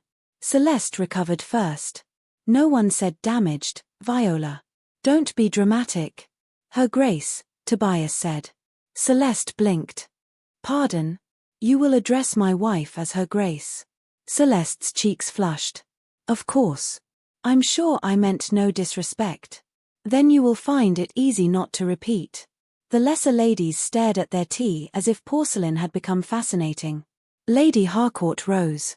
I see the Duchess is not fit for visitors after all. Viola rose too, slowly, carefully, with Agnes close behind but not touching unless asked. Pain tugged, yet it did not own her. On the contrary. I am well enough to know when a call has ended. Lady Dorothea stood with a soft rustle of black silk. A useful skill in a duchess. Lady Harcourt curtsied because rank required it. Celeste copied her with stiff grace. When they left, the air seemed to move again. Viola sat before Tobias could ask, and for once he did not smother her with concern. He waited. Thank you, she said after a moment. For correcting her address, not my courage. Your courage required no correction. She looked up. The room held a silence that did not threaten. It invited. Before she could answer, Lady Dorothea spoke from the window. There is something you should know. 3 weeks ago, Lady Harcourt asked me whether a marriage alliance might be undone if a bride proved physically unsuitable before the match was fully settled in society. Tobias turned sharply. She asked you that? At Lady Fenton's musicale. She wrapped it in concern for some imaginary cousin. I found it distasteful then. I find it instructive now. Viola's hand went to her reticule, where the ribbon waited. She planned this before the wedding. She prepared for it, Tobias said. Planning suggests she knew the result she wanted. That afternoon passed under a tightened sky. Messages went out. Replies returned. Mr. Pritchard confirmed that he had found inconsistencies in the Harcourt papers but needed one more ledger from the family solicitor. Viola rested because she had promised Dr. Merrow she would, not because Lady Harcourt had called her fragile. By evening, Tobias asked whether she would prefer to remain home rather than attend the opera as previously announced. He asked. That mattered. Viola looked at the cream card lying on the table, then at the woman reflected faintly in the darkening window. Pale, yes. Tired, certainly. But present. I will go, she said. For 10 minutes if necessary. For one beau if that is all I can manage. But I will not vanish because she has instructed London to look for my absence. Tobias bowed his head once. Then I will have the carriage brought. The opera house glittered when they arrived, all lamps, velvet, jewels, and whispers compressed beneath music. Viola entered on Tobias's arm with Lady Dorothea at her other side. Faces turned. Fans paused. Someone looked at her waist and then looked away too quickly. The first act had not yet begun when a folded scandal sheet passed from hand to hand in the corridor outside the boxes. Tobias intercepted one before it reached Viola. His face hardened as he read. Lady Dorothea took it from him and did not bother to hide her disgust. Viola held out her hand. "I would rather know." Tobias hesitated only a second before giving it to her. The printed line was short, cruel, and efficient. The new Duchess of Aldermere is said to have concealed a defect beneath her bridal gown, discovered only after the vows were spoken. Viola read it once. The music began somewhere beyond the curtain. Celeste's laughter sounded from a nearby box, bright as broken glass. Tobias's hand tightened over the rail. Viola folded the paper carefully. "Now," she said, keeping her voice low, "we know what story they want London to tell." The paper trembled only after Viola had finished reading it. During the first pass, her hand had been steady, almost unnaturally so, as if shock had lent her the composure pain had tried to steal the day before. The opera house glowed around her with lamps, velvet, feathers, jewels, and all the soft weapons of London society. Music rose from beyond the curtain in a bright, elaborate swell, but the sound seemed to come from very far away. In the corridor outside the Duke of Aldermere's box, the scandal sheet had already begun its little journey from glove to glove. Women accepted it with disapproval on their mouths and hunger in their eyes. Gentlemen pretended indifference, then leaned nearer their wives to hear the line read aloud. The new Duchess of Aldermere is said to have concealed a defect beneath her bridal gown, discovered only after the vows were spoken. Defect. The word was small enough to fit into print and large enough to reduce a woman to a rumor. Viola folded the sheet once, then again, making its edges exact. "Do not look at them," Tobias said beside her. His voice was low, controlled, and dangerous. Viola kept her gaze on the opposite boxes, where faces turned away too late. "If I do not look, they will believe I am hiding. You owe them no performance." "I know." She slipped the folded paper into her reticule, beside the ivory ribbon. "But they have come for one." Lady Dorothea, seated behind them with the proud displeasure of a dowager queen, tapped her fan once against her palm. "Then disappoint them by refusing collapse. It is the only language some rooms understand." The curtain lifted. The first act began. Singers moved across the stage beneath painted arches, their voices carrying grief, devotion, and betrayal in Italian phrases most of the audience only partly understood. Viola sat in the front of the box because Tobias had placed her there before the scandal sheet appeared. Now the placement felt like exposure. She could sense eyes on the side of her face, her hands, the line of her gown, and most of all the waist she had dressed carefully that evening in pale silver silk. The gown was gentle on her body. It did not demand breath as payment. Yet every glance made her remember the ribbon beneath the wedding silk and the red thread that had betrayed it. Celeste Lindon sat 2 boxes away with Lady Harcourt and 3 young ladies Viola knew only from seasons of polite exclusion. Celeste wore yellow again, a shade too bright for discretion. She leaned close to one girl, then another, and Viola watched the pattern spread. A whisper. A glance toward Viola's waist. A look of startled pity practiced badly enough to be insult. Lady Harcourt did not whisper. She performed concern with far greater skill. Her face was arranged in sorrow, her posture in restraint, her gloved hands folded as if she alone bore the burden of protecting a fragile stepdaughter from cruel talk. Once, during a pause in the music, she lifted a handkerchief to her eyes without quite touching them. Tobias saw it. Viola felt him go still beside her. "She is enjoying this," he said. "No," Viola replied. "She is using it." His gaze moved to her. "There is a difference." To her, yes. Enjoyment is private. Usefulness is respectable. Something in his face tightened at the accuracy. The act continued. Viola forced herself to listen. She would not let Celeste's laughter become louder than music. She would not let Lady Harcourt's pity write the expression on her face. When pain tugged faintly beneath her ribs, she rested one hand in her lap and counted not breaths this time, but choices. Stay seated. Lift chin. Do not touch the waist. Do not look at the paper. Do not apologize for existing in a body that had been hurt. The interval arrived like a public test. Doors opened. The hum of society broke free at once. Visitors drifted between boxes under the excuse of greetings, compliments, and inquiries. Within 2 minutes, the First Lady appeared at the entrance to the Duke's box, a matron with a pearl comb and a smile too sorrowful to be kind. "Your Grace," she said to Tobias, then curtsied toward Viola. "Duchess. How brave of you to come out this evening." Viola answered before Tobias could. "How ordinary of me, Lady Selborne. The opera was on my calendar." Lady Dorothea gave a soft cough that might have concealed laughter. Lady Selborne blinked. "Of course. I only meant, under the circumstances." The circumstances appear to be that someone has printed vulgar speculation and others have decided to reward it with attention. Viola kept her voice mild. "I cannot see why I should be the one embarrassed." Lady Selborne colored. Tobias looked at Viola as if he had discovered a blade hidden in silk. Before the matron could answer, Celeste entered with a curtsy bright enough to be insolent. Lady Harcourt followed more slowly, which allowed everyone nearby to notice that she had come reluctantly, out of duty. "My dear Viola," Lady Harcourt said, "I had hoped you would remain at home tonight. This cannot be easy."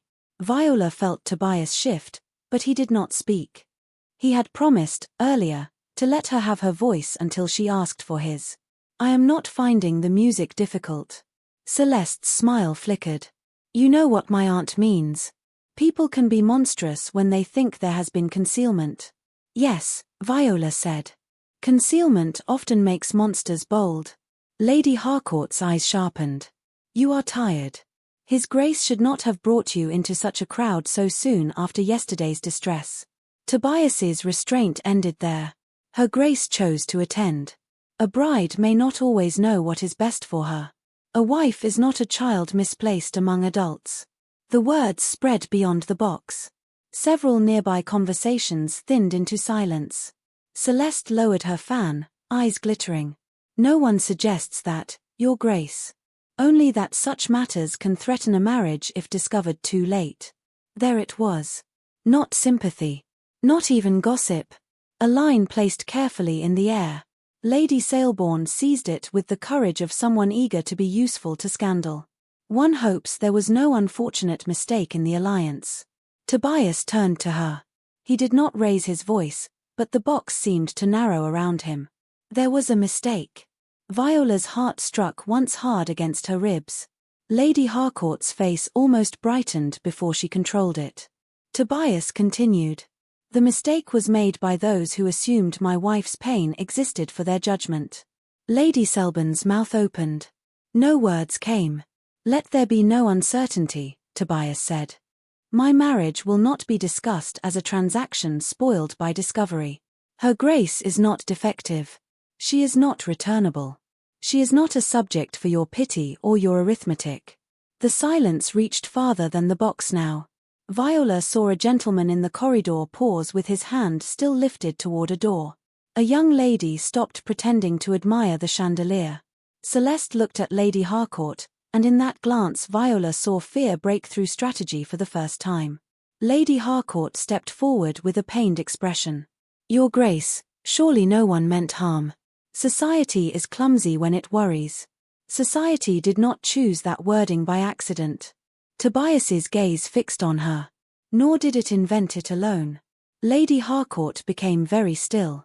Viola looked from one face to the other. "What do you mean?" Tobias did not take his eyes off the Countess. The phrase beneath her bridal gown was spoken yesterday in a room with very few people near enough to hear it. Lady Dorothea's fan closed slowly. Very few indeed. Lady Harcourt smiled. It was beautifully done. A common phrase, perhaps. Scandal writers are not poets. "No," Tobias said. "But they are often paid by people who wish to sound wounded rather than cruel." Celeste laughed too quickly. "This is becoming unpleasant." "It became unpleasant when Her Grace's suffering was printed for sport," Lady Dorothea said. "We are now merely identifying the sportsman." A bell rang below, calling the audience back for the second act. The sound saved Lady Harcourt from answering, or perhaps only delayed the answer. People began to move with exaggerated casualness, each person desperate to appear not to have listened while carrying every word away intact. Viola should have felt victorious. Instead, she felt cold. The Duke had defended her before witnesses. He had named what no one else dared name. Yet the room had looked at him while he spoke, not at her. His authority had saved her from public pity. It had also reminded her how easily a woman's truth needed a powerful man's voice before society permitted it to stand. Tobias offered his arm. "We are leaving." Viola looked toward the stage. "The second act has not begun. You need not endure more." "No," she said softly. "I do not. But I also need not flee." He looked at her then, and something passed between them that was not anger exactly, though it held the heat of it. "You would stay?" "For the beginning of the act." Her hand tightened on the armrest. "Long enough that they cannot say I was driven out." Tobias's eyes searched her face. "And after that?" "After that, I will go home because I choose to, not because they watched hard enough." Lady Dorothea rose with satisfaction. A sensible distinction. Tobias offered his arm again, not to remove her, but to help her stand when she decided. Viola remained seated until the first notes of the second act began. She let the music fill the box. She let London see the Duchess of Aldermere in silver silk, pale but upright, wounded but not ashamed. Only when the first aria ended did she rise. Tobias escorted her through the corridor with Lady Dorothea at her side. No one stopped them. No one dared. In the carriage, the velvet darkness closed around them, lit only by the lamps outside passing in brief golden strokes. Lady Dorothea, merciful and wise, pretended to sleep almost at once. Viola sat across from Tobias with the folded scandal sheet inside her reticule and a question pressing harder than the old ribbon ever had. "You defended me tonight," she said. Tobias leaned forward slightly. "Yes. Did you defend me, or the dukedom?" The question landed between them without mercy. His face changed, not with offense, but with the shock of being struck where he had not known he was unguarded. For a long moment, he gave no answer. Outside, London rolled past in lamplight and shadow.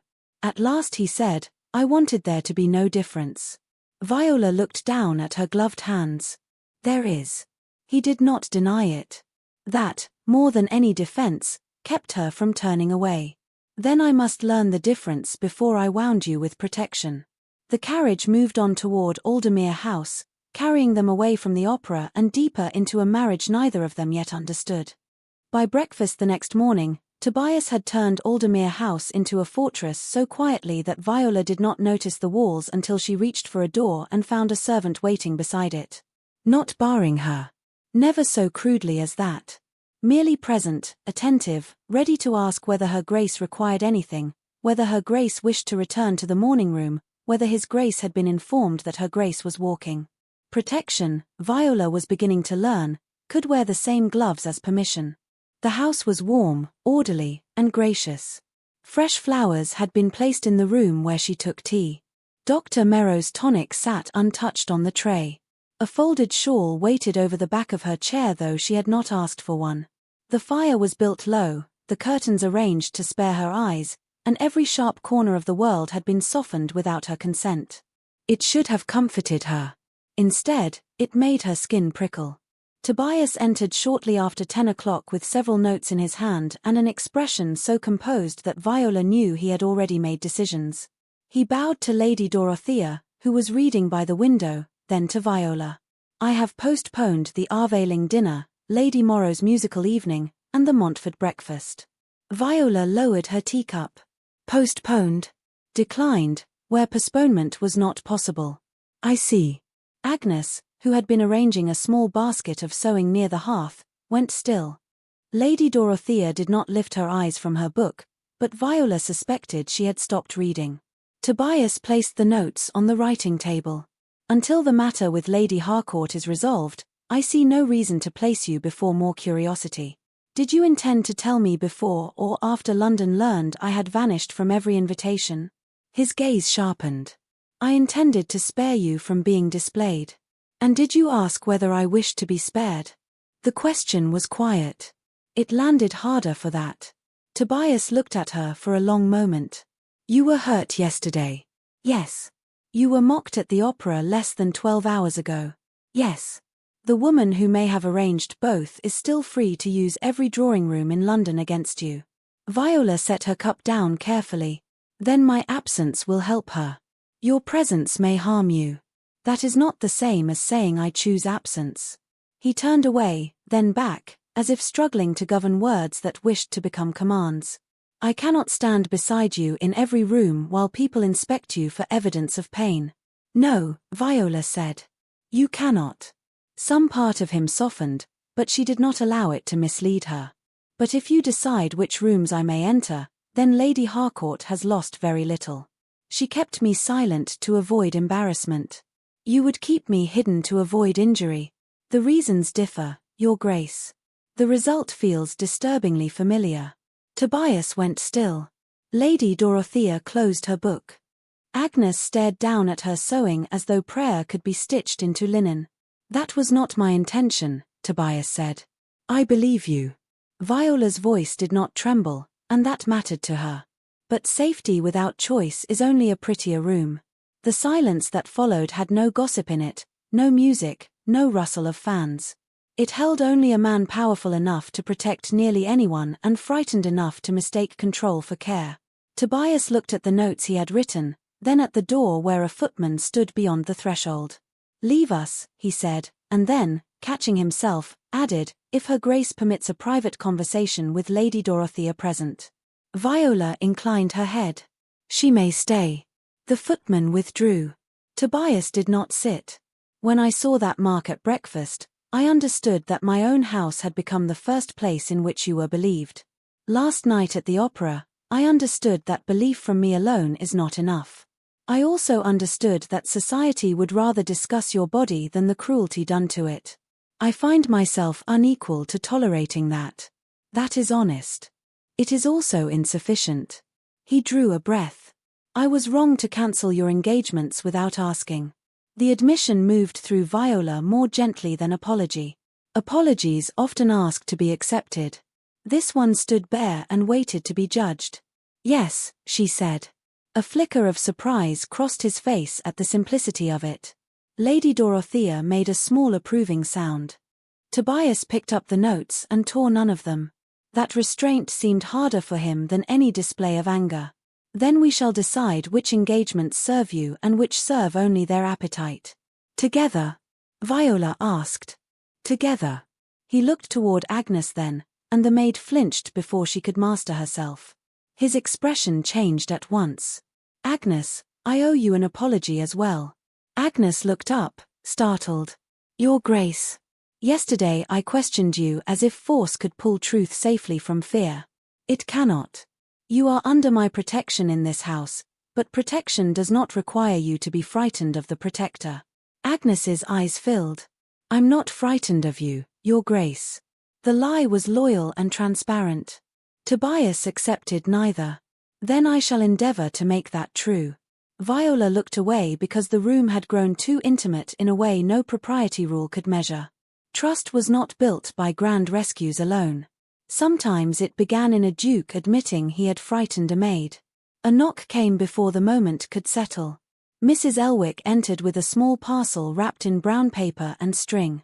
From Madame Celestine's establishment, Your Grace. Delivered by hand, with a note for Mrs. Pike. Agnes rose so quickly the sewing slid from her lap. For me. Mrs. Elwick handed it to Tobias first because servants in a ducal house understood rank before curiosity. Tobias looked to Viola. May I? Yes. He opened the note, read it, and passed it directly to Agnes. It is addressed to you. Agnes took it with shaking fingers. It says Madame Celestine dismissed one of her girls this morning. Not for wrongdoing. For speaking out of turn about Lady Harcourt's maid. She says Mrs. Bexley came after the final fitting and insisted on inspecting the inner seam herself. Viola's hand moved to the arm of her chair. After you had checked the gown? Yes, Your Grace. Agnes swallowed. Madam says she thought it strange because Mrs. Bexley paid cash for a late alteration, but not from Lady Harcourt's household book. From a purse she carried hidden under her cloak. Tobias's eyes narrowed. Did Madam describe the alteration? Agnes read, her voice thinning. to secure the waist ribbon so it would not slip during the ceremony. Lady Dorothea rose at once. That phrase is too neat to be innocent. Tobias took the parcel from Mrs. Elwick and opened it. Inside lay a short length of spare ivory ribbon, a folded bill, and a small card bearing Madame Celestine's seal. Viola recognized the shade immediately. The same cream-white silk. The same softness that had turned cruel under another woman's orders. Tobias placed the items on the table, not touching the ribbon longer than necessary. This supports Agnes's account. And Madame Celestine's risk, Viola said. If Lady Harcourt learns she sent this, the woman may lose half her titled clients. Then she will not stand alone. Tobias's answer came swiftly. Too swiftly, perhaps, but this time he looked at Viola after speaking. If you agree, Aldermere patronage will be made available to her establishment. Viola met his eyes. I agree. The words were small, but the difference was not. He had acted, then offered her the place beside the action. Outside, carriage wheels passed along Grosvenor Square, and Viola thought of the houses beyond, the drawing rooms filling already with morning versions of last night's scandal. Lady Harcourt would be telling people Tobias had hidden his wife away. Celeste would be repeating that Viola was too delicate for public duty. They would turn every closed door into evidence. Every cancelled visit into confession. Viola stood slowly. Tobias stepped forward, then stopped before offering help. It was a careful halt. She noticed. The unveiling dinner, she said. I do not wish to attend. Not yet. Very well. Lady Morrow's musical evening is not useful. Half the women there came to the opera last night only to watch my face. Then declined. But the subscription drawing room at Lady Dorothea's in 2 days. I will attend that. Lady Dorothea's brows lifted. Will you indeed? If you will still have me. My dear Duchess, I will have you and sharpen the room before you arrive. Tobias did not smile, but the line of his mouth eased. You are certain? No, Viola said. But I am decided. She crossed to the writing desk where Agnes had placed her reticule. Her body still ached, yet the ache no longer dictated the size of her world. From inside the reticule, she drew out the cut ivory ribbon from the wedding gown. For a moment, everyone in the room looked at it. No one spoke. It lay across her palm, light as breath, terrible as memory.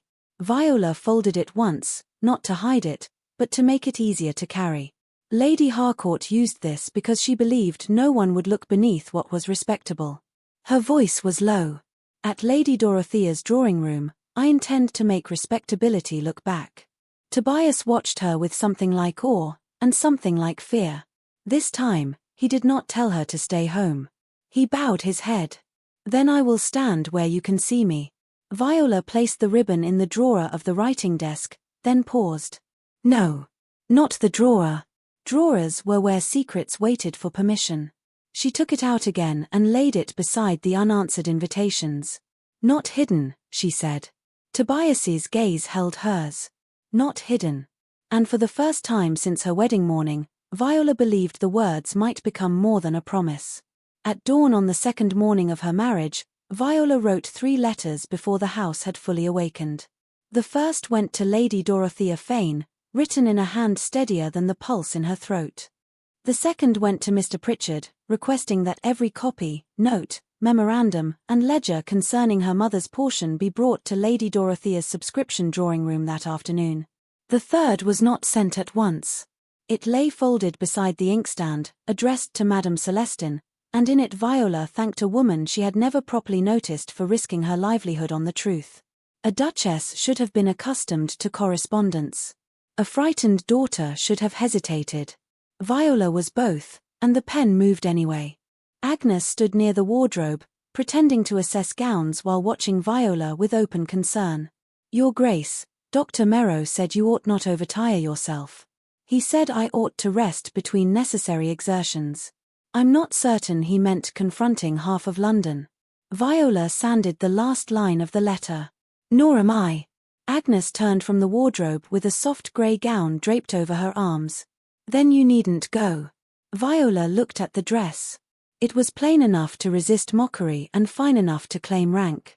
Perfect. That is precisely why I must. Agnes's eyes lowered to the writing table, where the cut ivory ribbon lay beside the sealed notes. Viola followed her gaze. The ribbon had been smoothed flat, but the place where it had been cut would never be hidden. It looked like a quiet wound. She picked it up and turned it once in her fingers. Lady Harcourt thought pain would make me disappear. Agnes whispered, "It nearly did." "Yes." Viola folded the ribbon lengthwise. "That is why I cannot help her finish the task." The door opened after a knock, and Tobias entered only when Agnes had stepped back and Viola had given permission. It was a small change in the household, almost invisible to anyone who had not lived without such courtesies. To Viola, it sounded like a key turning from the inside. Tobias's gaze went first to her face, then to the letters, then to the ribbon in her hand. "Mr. Pritchard has sent word. He has secured a copy of Madame Celestine's ledger and a memorandum from the Harcourt family solicitor's clerk. Then he will bring them to Lady Dorothea's." Tobias paused. He believes it would be safer to review them here first. Viola sealed the letter to Madame Celestine with a wafer of wax. "Safer for whom?" "For you. Your Grace." The formal address made his mouth tighten. Viola. It was the first time he had used her name without title when they were alone enough for it to matter. She felt it, then set it aside because tenderness could not be allowed to distract from truth. "If we read the evidence here, in your house, with your solicitor and your servants, Lady Harcourt will say you manufactured it to defend a mistake. My rank can withstand her accusation. Mine cannot withstand your rank speaking over mine again." He did not answer quickly. That had become one of the ways she measured him. A lesser man would have defended himself at once. Tobias listened as if listening cost him something he meant to pay. "You are asking to walk into a room where she may insult you before witnesses." "No. I am choosing it." His eyes moved to the ribbon. "And that? Not hidden." Agnes drew a breath, but said nothing. Tobias crossed to the window and looked down toward Grosvenor Square, where morning carriages had begun to move between the houses. "I would rather place the evidence before people who are bound by duty and law." "Then you want a courtroom." "I want certainty." "Society does not require certainty to ruin a woman," Viola said. "It requires permission." "I mean to withdraw mine." He turned back. The force of him filled the quiet room, not with command this time, but with conflict held on a tight rein. "If you falter, they will feed upon it." "Then I will falter honestly." His eyes darkened. "You should never have been taught that courage means suffering where others can see." "Perhaps not. But I was taught that silence keeps one safe." That lesson nearly killed the truth before it had a chance to breathe. She rose slowly, one hand on the desk. Tobias stepped forward, then stopped, allowing her to decide whether help was wanted. Viola noticed. "I will attend Lady Dorothea's drawing room. I will hear Mr. Pritchard. I will hear Madame Celestine if she is willing. I will not accuse where I cannot prove. But I will no longer stand quietly while Lady Harcourt names my pain as weakness." Tobias bowed his head. "Then I will stand where you can see me, and be silent until you ask otherwise." The words moved through the room with more intimacy than any touch. Agnes looked down, smiling through fear. Viola folded the ribbon around her wrist and tied it loosely, a pale band against the grey sleeve. It did not bind. It reminded. By 3 o'clock, Lady Dorothea's drawing room in Curzon Street had become the most carefully polite battlefield in London. It was not a large assembly, which made it more dangerous. Every chair was placed close enough to hear a lowered voice. Every cup of tea could be lifted slowly enough to hide attention. Lady Dorothea had invited women who mattered because they repeated things with authority, not volume. The Countess of Arveiling sat near the fire. Lady Saleborn hovered by the tea table with the pinched alertness of someone who regretted her curiosity only after being seen indulging it. 2 patronesses of subscription charities occupied the sofa. Their presence made cruelty appear indecent before it had quite begun.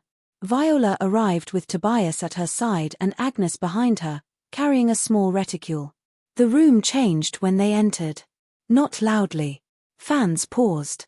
Eyes dipped to the ribbon on Viola's wrist. Some widened. Some quickly looked away. Lady Dorothea crossed the room and curtsied with exquisite correctness. "Your Grace. Your Grace. How good of you to come." "You invited me," Viola said. "I did. I enjoy being rewarded for wisdom." The answer eased a few mouths into uncertain smiles. Tobias remained half a step behind Viola, visible but not leading. She felt the discipline of it. He was a duke in a room trained to turn toward power, and he was refusing the center. Mr. Pritchard stood near a small table laid with papers.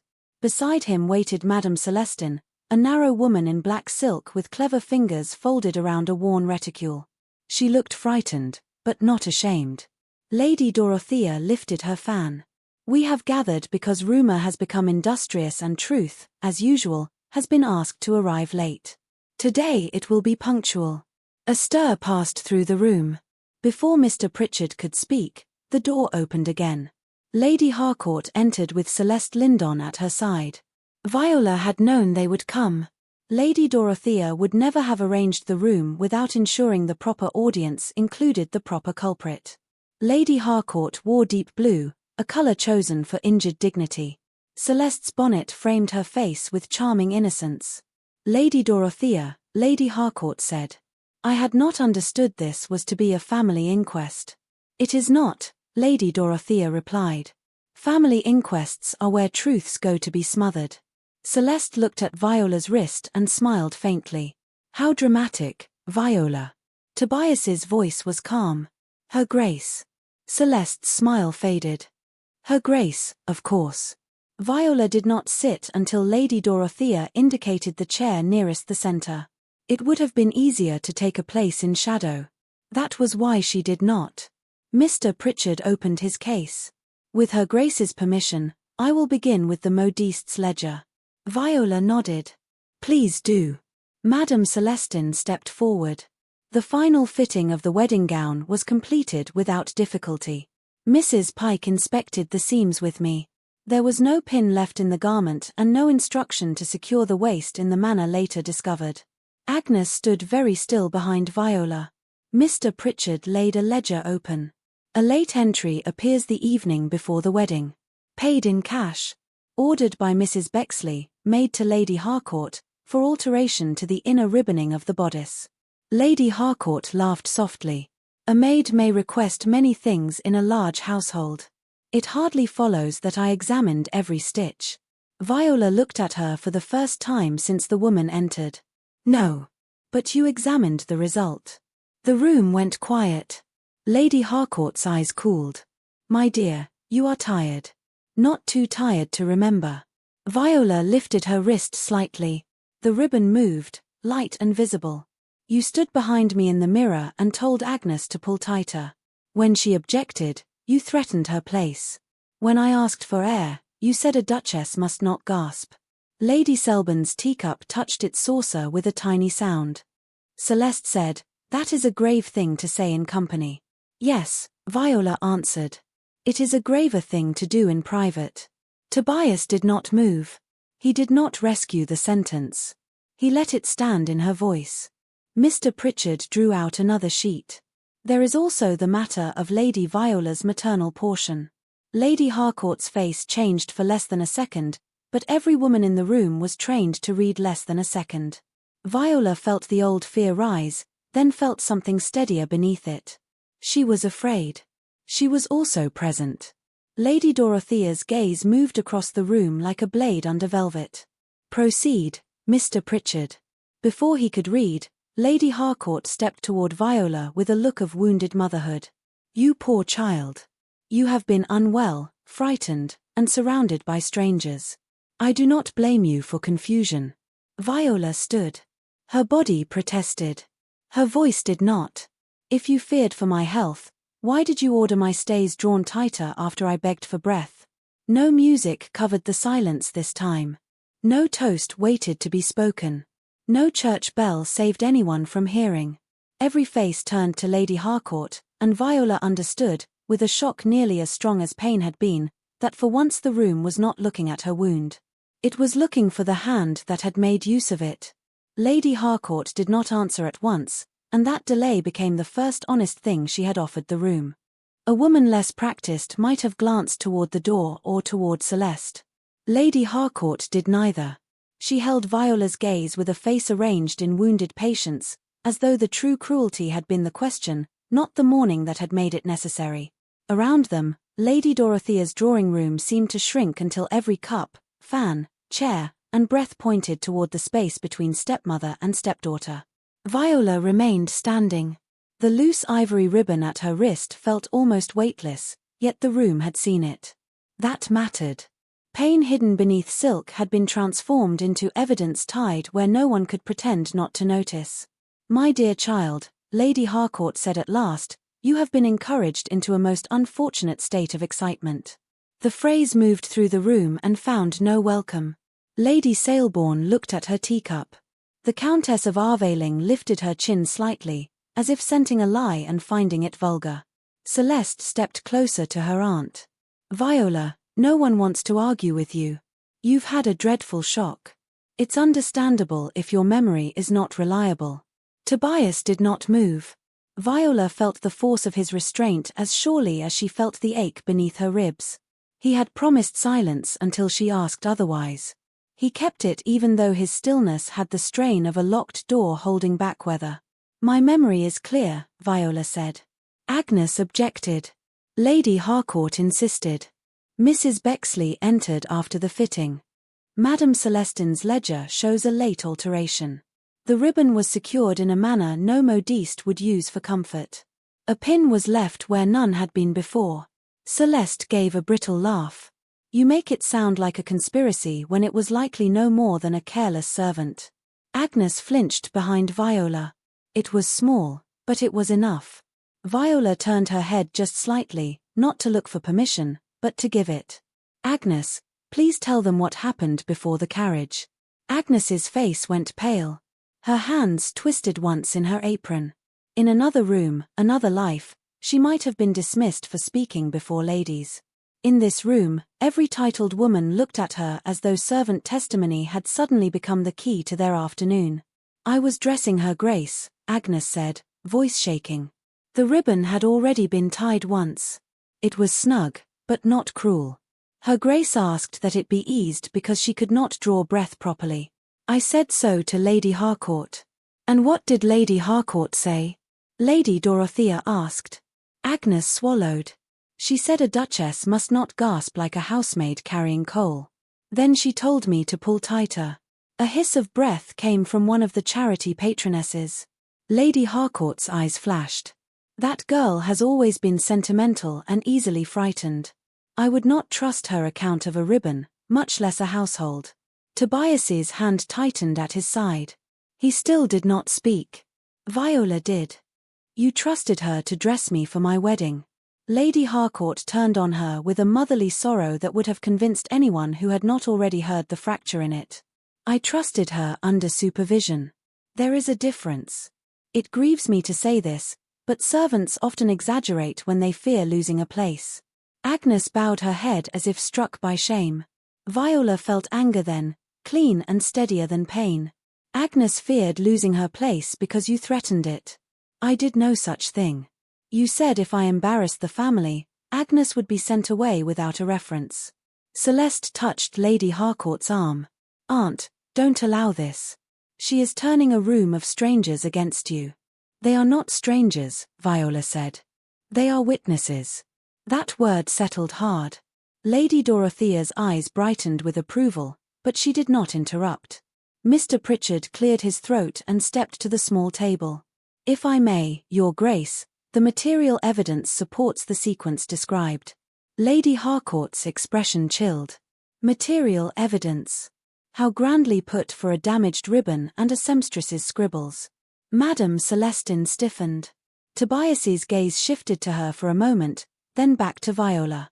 He waited. Viola nodded to Mr. Pritchard. "Please continue." He opened the ledger Madame Celestine had provided. The first entry, dated 2 days before the wedding, records the final fitting completed with ordinary adjustments. The notation is signed by Madame Celestine and witnessed by Mrs. Pike. The second entry, made the evening before the wedding, records an additional alteration requested by Mrs. Bexley, made to Lady Harcourt. It specifies that the inner waist ribbon was to be secured to prevent loosening during the ceremony. That proves nothing, Celeste said. A gown should not loosen in church. Madame Celestine spoke then, her French accent refined by many years in Mayfair workrooms. A gown should not loosen immodestly, Miss Lindon. It should also not prevent a lady from breathing. The instruction was unusual. I refused to set it as tightly as requested. Mrs. Bexley said she would finish it at Harcourt House if my girls were squeamish. Lady Harcourt's nostrils flared. Are we to believe a tradeswoman over a countess? Lady Dorothea's fan opened with a snap. When the countess has a reason to lie and the tradeswoman has a business to lose, yes, I am inclined to listen closely. A faint stir moved through the room. The power had shifted, not loudly, but decisively. Lady Harcourt sensed it. Her hand closed around the handle of her reticule. This is grotesque. His Grace is permitting his wife to be made ridiculous by servants and shopkeepers. Tobias's eyes turned very cold, but Viola raised her hand before he could speak. No. His Grace is permitting his wife to hear people you expected to remain afraid. She looked at Madame Celestine. You risked much by coming. I risked more by staying silent, Your Grace. A lady's gown is meant to help her stand before the world, not punish her into shape. For the first time that afternoon, Viola's throat tightened for a reason that was not fear. She nodded once, then looked to Mr. Pritchard.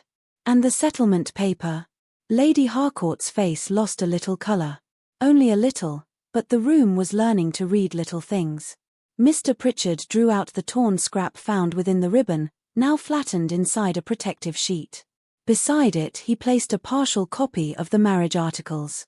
The scrap appears to have been torn from a memorandum relating to Lady Viola's maternal portion. The wording matches a passage concerning property from the Whitmore female line, intended for Lady Viola's separate benefit. Celeste's eyes flicked toward her aunt. That has nothing to do with a gown. It has everything to do with motive, Tobias said. The sentence came out before he could stop it. Then he looked to Viola, a silent apology in the smallest lowering of his head. She accepted it with a glance and continued. Lady Harcourt told me there was nothing. No protection. No income. No choice but gratitude. Mr. Pritchard looked deeply uncomfortable. There were funds, Your Grace. I cannot yet say the full amount without the original ledger, but the existing documents show a portion that should not have vanished into the general Harcourt accounts. Lady Harcourt stood very straight. My late husband's estate was burdened. I made necessary decisions for family survival. With my mother's money? Viola asked. The room went utterly still. Lady Harcourt's mouth tightened. Your mother was impractical. She left sentiment and confusion. I preserved what could be preserved. Did you preserve it by telling me I was penniless? I preserved your future by securing you a duke. No, Viola said. You secured my silence by making me believe I had none. Celeste moved suddenly. This is absurd. Aunt Honoria arranged a brilliant marriage. You should be grateful. Viola looked at her. There it is. Celeste blinked. What? The word that built my cage. The Countess of Arveling murmured, gratitude can be a very elegant chain. Lady Harcourt turned toward the older women now, changing tactics with practiced speed. Ladies, I beg you to consider what is happening. A young bride, exhausted and overwrought, has been encouraged by her new husband to turn against the only mother she has known. A servant girl, terrified for her place, repeats what will please a duchess. A modiste protects her reputation. A solicitor sees scandal where there are only complicated accounts. Is this justice, or merely a duke's pride looking for someone to punish? Tobias took one step forward. Viola did not stop him this time because Lady Harcourt had turned accusation toward him, not because Viola lacked words. My pride did not leave a mark on my wife, he said. Nor did it hide paper in the ribbon that caused it.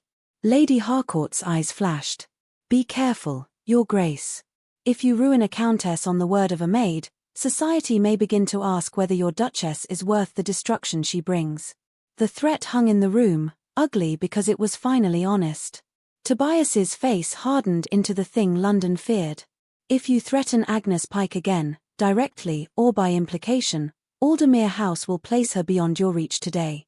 Her wages, her reference, her future employment, and her family if necessary. The same protection extends to Madame Celestine and every girl in her workroom. You will not purchase silence with hunger. Agnes covered her mouth. Madame Celestine bowed her head. Viola looked at Tobias then, and the trust between them, damaged and difficult, took one careful step forward.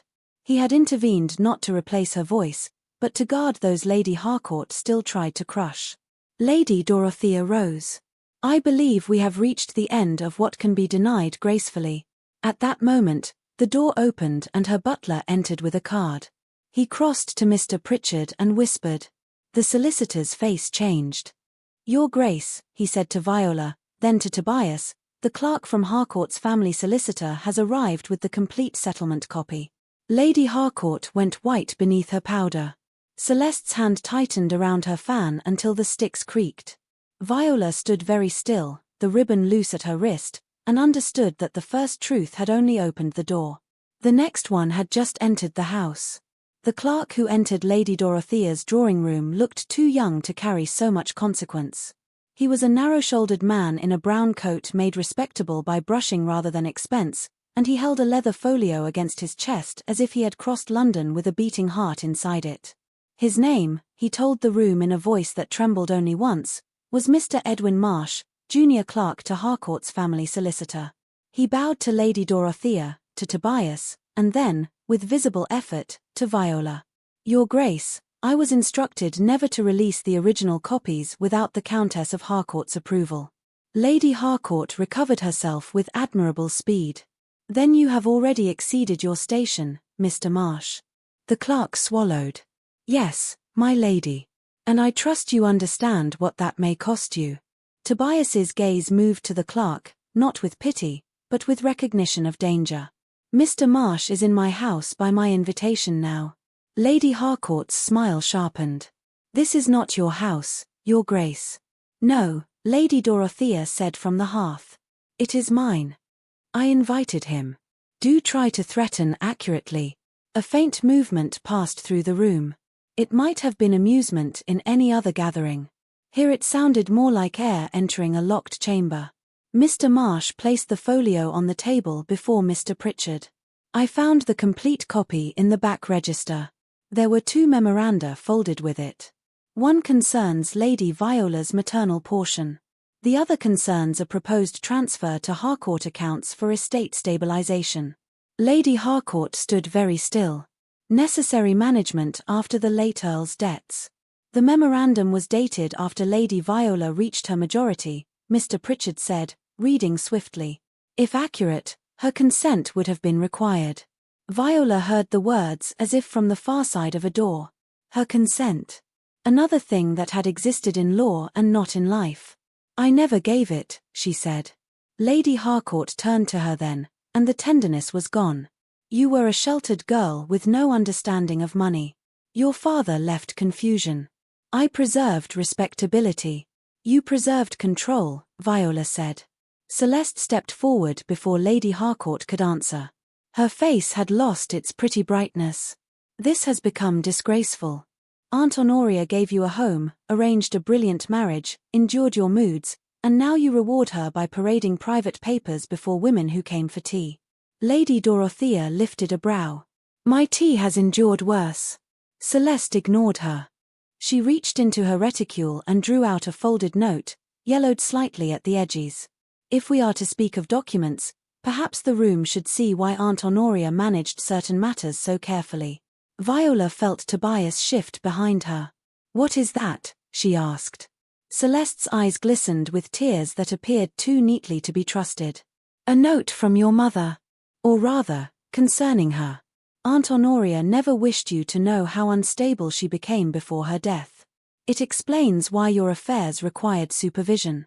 It explains why the family protected you from distressing knowledge. For one moment the room vanished. Viola saw only the paper. Her mother's letters tied in blue thread. Her mother's careful hand on birthday notes.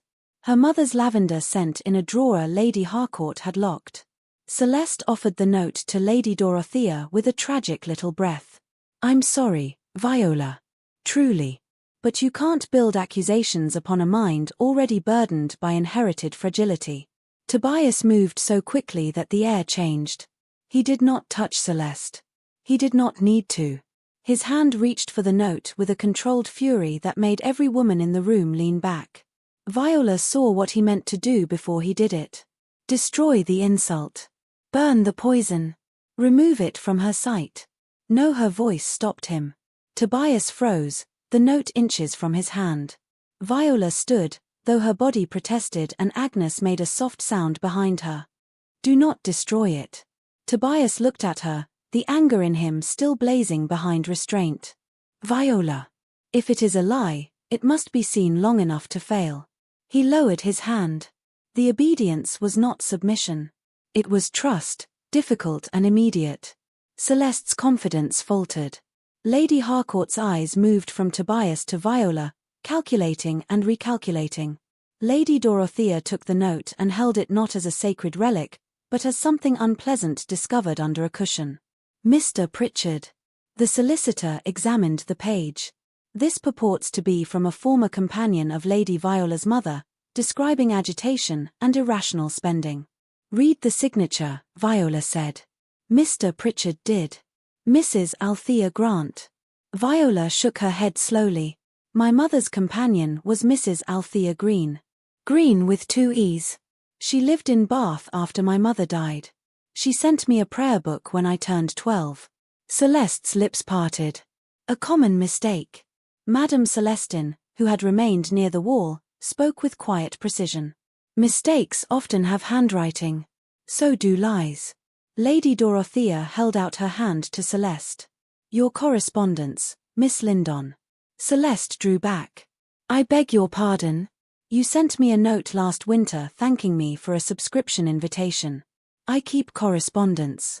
Old women are sentimental when it inconveniences the young." The room waited while Lady Dorothea's maid, summoned with a bell, brought a small writing case from the adjoining room. Lady Dorothea opened it, selected a note, and placed it beside the one Celeste had produced. The resemblance was not perfect. It was worse than perfect. Certain letters betrayed themselves with familiar vanity. The high loop of the L. The sharp little hook at the end of a final Y. The same theatrical slant. Mr. Pritchard looked from one to the other. "The hand appears remarkably similar." Celeste laughed, but the sound cracked. "This is absurd. Many ladies are taught the same style." "Indeed," Lady Dorothea said. "But not the same misspelling of companion." Lady Harcourt spoke at once. "Miss Lindon was trying to protect me from slander. If she wrote anything imprudent, it was from affection." "Affection for whom?" Viola asked. Celeste's eyes flashed. "For the family you seem determined to destroy. The family that told me I was penniless." "You were useful," Celeste snapped, then stopped. It was too late. The word lay in the room, naked and ugly. Lady Harcourt closed her eyes for one brief second. Tobias's voice cut through the silence, low and lethal in its restraint. "There will be no more threats disguised as concern." Lady Harcourt turned on him. "And what then? You will ruin us because your bride has discovered a talent for tears. You will set servants and tradeswomen above blood. You will let this maid and that modiste dine out forever on the downfall of a countess." Agnes went white. Madame Celestine lifted her chin, but Viola saw the fear beneath it. Clients could disappear. References could sour. A woman without title had few shields against a titled enemy.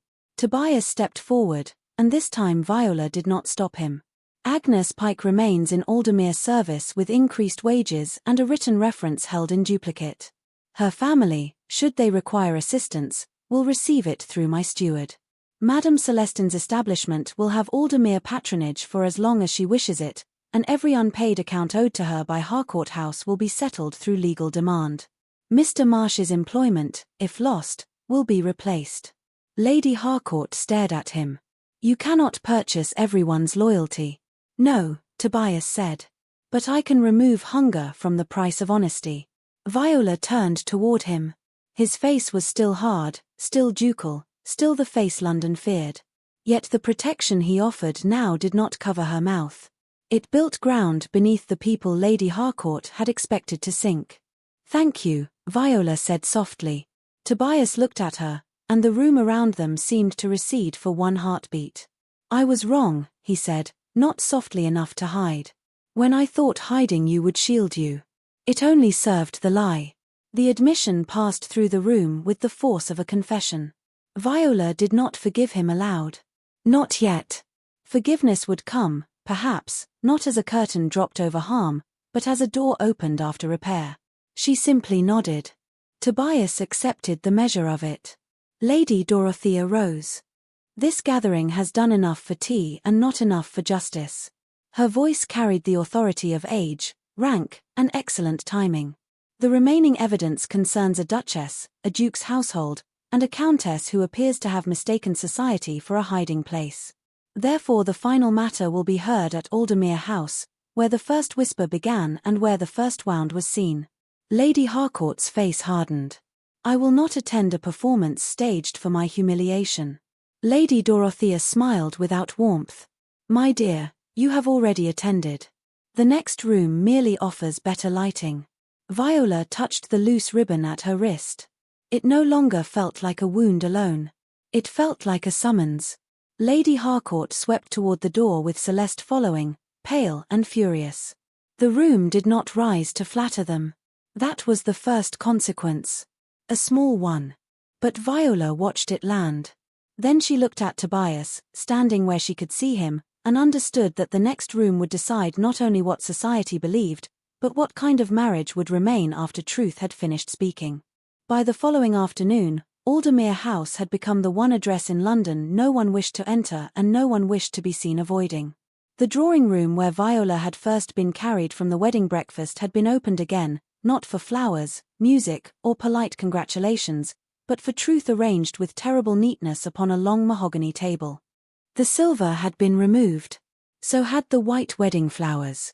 In their place lay Madame Celestine's ledger, Mr. Pritchard's copies, the complete Harcourt settlement, the false note Celeste had produced, Lady Dorothea's preserved correspondence, and the cut ivory ribbon resting on a square of dark velvet so that every thread could be seen. Viola looked at it before the guests arrived and felt her body remember the day it had been forced to bear what her voice had not yet been allowed to name. Tobias stood beside her, not touching her, not crowding her, simply present. You do not have to remain for all of it, he said. Viola's mouth curved faintly. You are still trying to spare me from rooms. No, his eyes held hers. I am trying to remember that sparing you is not the same as deciding for you. That answer steadied more than flattery could have done. Then I will remain. The first arrivals came in silence. Lady Dorothea entered like judgment in black silk. The Countess of Arveling followed, then Lady Saleborn, two charity patronesses, Madame Celestine, Mr. Marsh, and Mr. Pritchard. Agnes stood near Mrs. Elwick by the door, pale but upright. Last came Lady Harcourt and Celeste Lindon. They had dressed for injury. Lady Harcourt wore sambre blue and pearls. Celeste wore white muslin, as if innocence might be improved by fabric. No one rose too eagerly. No one rushed to greet them. That was the second consequence. Lady Dorothea sat near the fire and said, "We are gathered because rumour has already done its vulgar work. We will now permit fact to speak in a better accent." No one smiled. Mr. Pritchard began with the settlement. His voice was dry, but every line landed with weight. Viola's maternal portion had not been a fantasy, nor a trifle. It had included income from Whitmore property, a protected sum, and personal effects held in trust until Viola reached her majority. Consent had been required for any transfer. No consent existed. Instead, the funds had been used to stabilize Harcourt accounts, pay lingering debts, and preserve the appearance of a household that Lady Harcourt had presented as nobly burdened. Viola listened without lowering her head. She had expected rage. What came first was grief. Years of gratitude had been demanded from her for a dependence that had been partly manufactured. The memorandum, Mr. Pritchard said, shows an intended social strategy if the Aldermere marriage proved unstable.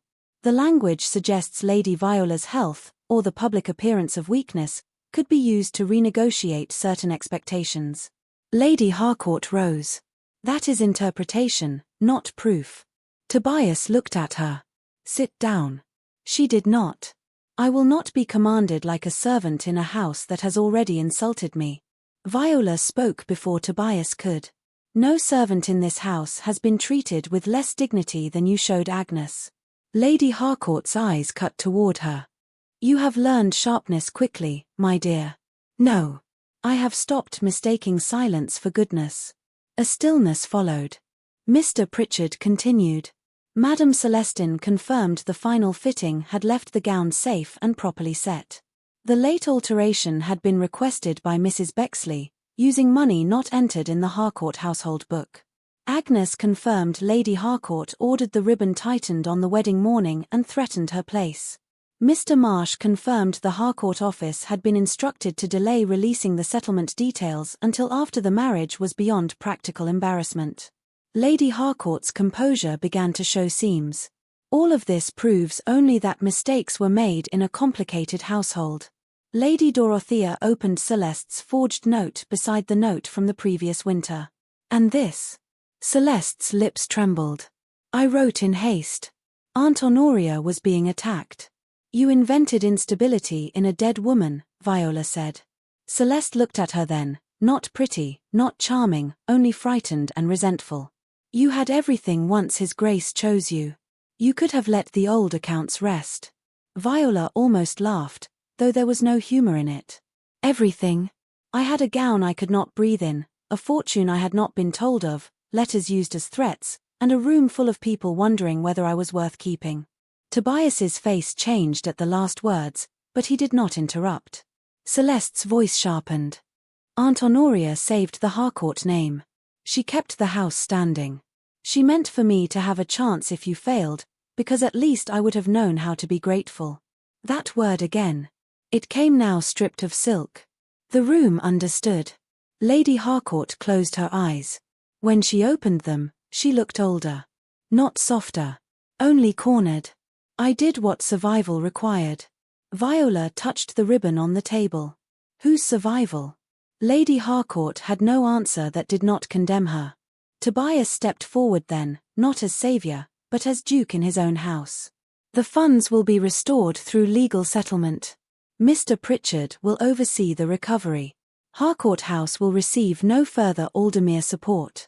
Mrs. Bexley's role will be examined by the proper household authorities, and any servant coerced into silence may apply to my steward for protection. Madame Celestine's accounts will be paid. Mr. Marsh's position will be secured if his employer proves small enough to punish honesty. Lady Harcourt's mouth tightened. You mean to cut us? No, Lady Dorothea said. We mean to stop pretending you have not cut yourself. The Countess of Arvaling rose. My invitations to Harcourt House will be withdrawn until restitution is complete. Lady Saleborn followed, pale with the shame of having once repeated the rumour. As will mine. One by one, the room made its judgment not with applause, but with social death delivered in quiet sentences. Celeste began to cry. No one hurried to comfort her. Lady Harcourt stood as if struck by cold. Viola felt no triumph. Triumph would have made the day smaller than it was. This was not revenge. It was air returning to a room long sealed. Tobias turned to Viola before he addressed anyone else. There is one more matter. She looked at him. Your Grace. Yesterday, and the day before, I believed protection meant removing danger from your path, even if I removed your choice with it. I was wrong. His voice carried. He meant it to carry. I thought hiding my wife would shield her. It only served the lie. Before this room, I acknowledge that Her Grace's courage brought the truth here. My rank gave it walls. Her voice gave it meaning. Viola could not speak at once. Around them, women who had come to witness scandal found themselves witnessing repentance instead. Tobias lowered his voice, though still enough for the room to hear. I will not ask you to forgive me because others are watching. I ask only whether you will permit me to court my own wife properly, with patience, with honesty, and without confusing my fear for your safety with your will." Viola looked at the man before her. Cold duke. Political duke. Husband by arrangement. The first person powerful enough to stop the room, and the first man powerful enough, perhaps, to stop himself. She untied the ivory ribbon from her wrist. The silk slid free, loose now, harmless now, changed because she had changed what it meant. She placed it in Tobias's open palm. "This is not evidence anymore," she said. "It is a reminder." His fingers closed around it with care. "Of what?" "That I will not be bound quietly again." His answer was barely above a whisper, but the room heard it because every heart in it had gone still. "Then I will spend my life remembering." Lady Harcourt and Celeste left without farewell. No one followed. No one begged them to stay. When the door closed, Viola stood in the room that had watched her bleed and felt, for the first time since her wedding morning, that everyone had finally seen the wound without making it her name. 3 weeks after London learned to lower its voice when speaking of the Duchess of Aldermere, Brackenmere Hall opened its western rooms to morning sun. The estate stood in Wiltshire among low green hills, clean gravel drives, and fields bordered by hedgerows that seemed to breathe after the tight pavements of Grosvenor Square. Viola had expected grandeur when she arrived. She had not expected quiet. Aldermere House had been full of doors that concealed whispers, footfalls, cards, and consequences. Brackenmere Hall held different sounds. Rooks in the elms. Hooves in the stable yard. Rainwater ticking from stone after a night shower. The measured life of a house not waiting for scandal to knock. Her own sitting room faced the south lawn. It had been chosen for the light, Tobias said, then corrected himself and admitted it had been offered, not chosen, until she approved it. That distinction had become the language of their new marriage. Offers. Questions. Pauses long enough for answers to be real. On the desk lay letters from London. Some were formal apologies written with the stiff misery of people who had believed the wrong story too eagerly. Some were invitations newly respectful, addressed to Her Grace with a care that would have seemed flattering once. Viola read them, answered a few, and ignored the rest. Approval had become less nourishing after she had learned how easily it could turn hungry. The more important letters were kept in the drawer nearest her right hand. Her mother's letters had been returned. They arrived from Harcourt House in a small cedar box after Mr. Pritchard's second legal demand and Lady Dorothea's first social threat. The blue thread was faded but intact. Viola had opened only one each evening, because grief deserved ceremony and because happiness, too sudden, could frighten the heart that had been trained to expect loss. Lady Harcourt had retreated to a leased house in Bath under the excuse of health. Celeste had been sent to relatives in Norfolk, where even her beauty would have to live without London's immediate audience. Restitution had begun. The Harcourt accounts were no longer Viola's cage. Agnes remained at Aldermere service with higher wages, her own small room overlooking the garden court, and a reference sealed in Tobias's hand. Madame Celestine had received 3 new commissions from women who wished to be seen supporting her and 2 from women who simply wanted better gowns. Viola had learned to value both sorts of justice. That morning, she sat at her desk with a list before her titled, in Tobias's careful handwriting, Proposed Household Protections for Women in Service. Beneath it, he had left half the page blank. Not because he had no ideas. Because he had learned that space could be a form of respect. Viola dipped her pen and added 3 items. No maid dismissed without written cause reviewed by the housekeeper. No servant denied a character reference as punishment for truthful testimony. A small fund for women leaving unsafe positions, to be administered by Mrs. Elwick and Agnes together. She paused over the last line. Agnes, who stood near the open window arranging violets in a glass bowl, saw her smile. Your Grace. I am deciding whether His Grace will be alarmed that I have given you authority over money. Agnes blushed. I'm sure I don't know enough for that. Then we shall learn. A knock sounded at the door. It did not open. Viola noticed every time. She suspected she always would. Come in, she said. Tobias entered carrying a small brass key on a dark ribbon. He wore a riding coat still dusted from the morning air, his hair slightly disturbed by wind, his expression serious in the way that once would have made servants straighten and politicians reconsider. Now Viola saw the hesitation beneath it. That was intimacy of a quieter kind. "I have brought something," he said. Agnes curtsied and asked to take the flowers to the adjoining room. Viola let her go, though the girl no longer fled tenderness as if it were impropriety. When they were alone with the open window and the soft breath of the estate beyond it, Tobias crossed to the desk and placed the key beside her papers. "For this room," he said. "The lock has been changed." Viola looked at the key, then at him. "Was the old one broken?" "No, then why change it?" "Because too many doors in your life opened for others without your permission." The sentence was simple. It might have been too simple, had he spoken it proudly. He did not. He spoke as a man naming a debt that could not be paid in one gesture. Viola touched the brass key. It was warm from his hand. "And who holds the other copy?" "No one, unless you choose it." Her throat tightened with the old instinct to dismiss the feeling before it showed. She did not. "Thank you." Tobias reached into his coat and withdrew the ivory waist ribbon, folded with careful neatness. It had been washed, though the cut remained visible. The silk would never look new again. That pleased her. Newness would have been dishonest. "I did not know whether to keep this," he said. "It belongs to you. It belongs to what happened. Then you should decide what it becomes." Viola looked at the ribbon for a long moment. The room was quiet, but not empty. Her mother's letters waited in the drawer. Agnes's flowers brightened the window. The household rules lay wet with fresh ink. Beyond the lawn, a footman laughed at something in the stable yard and was not immediately silenced for it.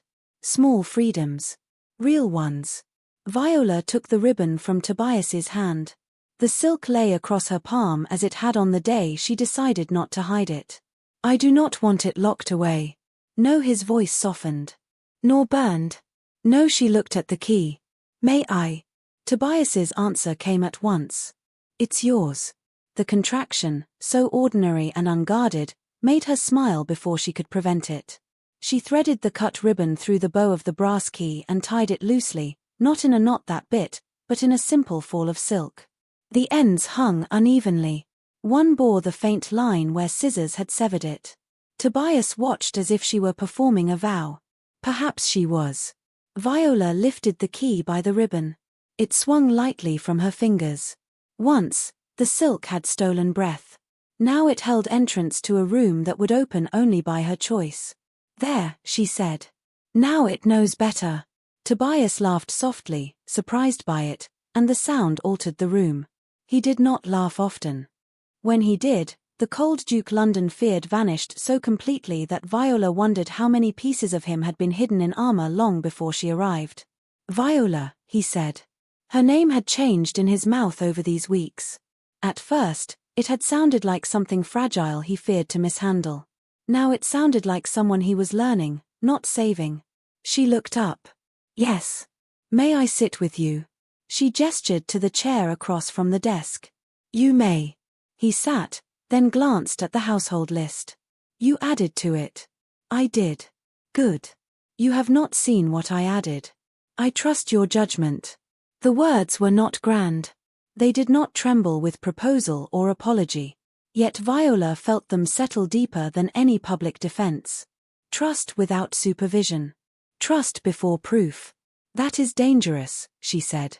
"I hope so." His eyes met hers. "I have spent much of my life being safe in the ways that make a man admired and alone." She rested the key on the desk between them. "And now I find that I would rather be answerable to you than admired by people who mistake control for strength." Viola studied him. The lines of his face were still severe, but severity no longer frightened her. It had defended her. It had failed her once. It had learned. "I have not forgotten the opera," she said. "Nor that you cancelled my engagements." "I have not either." "Good. I don't ask you to forget." "I know." She touched the ribbon on the key. "That is partly why I can remain." His breath changed. "A small thing. A profound one. Can. Choose to." Tobias lowered his gaze for a moment, and when he looked back, The emotion there was stripped of all ducal polish. Then I will spend my life making certain the choice remains open. Viola rose and crossed to the window. The lawn shone after rain, every blade of grass bright as if washed for her arrival. Tobias came no closer until she turned and offered her hand. He took it with the same care he had used at the altar, but nothing else was the same. That day, she had been fighting for breath beneath silk. Today, she breathed easily, and he did not hold her to keep her upright. He held her because she had allowed it. Downstairs, the great hall clock struck noon. Somewhere in the house, Agnes laughed again, this time without fear in it. Viola leaned her shoulder lightly against the window frame and looked at the key lying on her desk, its ivory ribbon loose and visible in the sun. It was no longer a binding. It was no longer evidence. It was a promise with a cut through it, proof that what had once been used to silence her had been remade into the means of entering her own life. Tobias stood beside her, silent, waiting, present. Viola turned her face toward the open air of Brackenmere Hall and breathed until the breath filled her completely.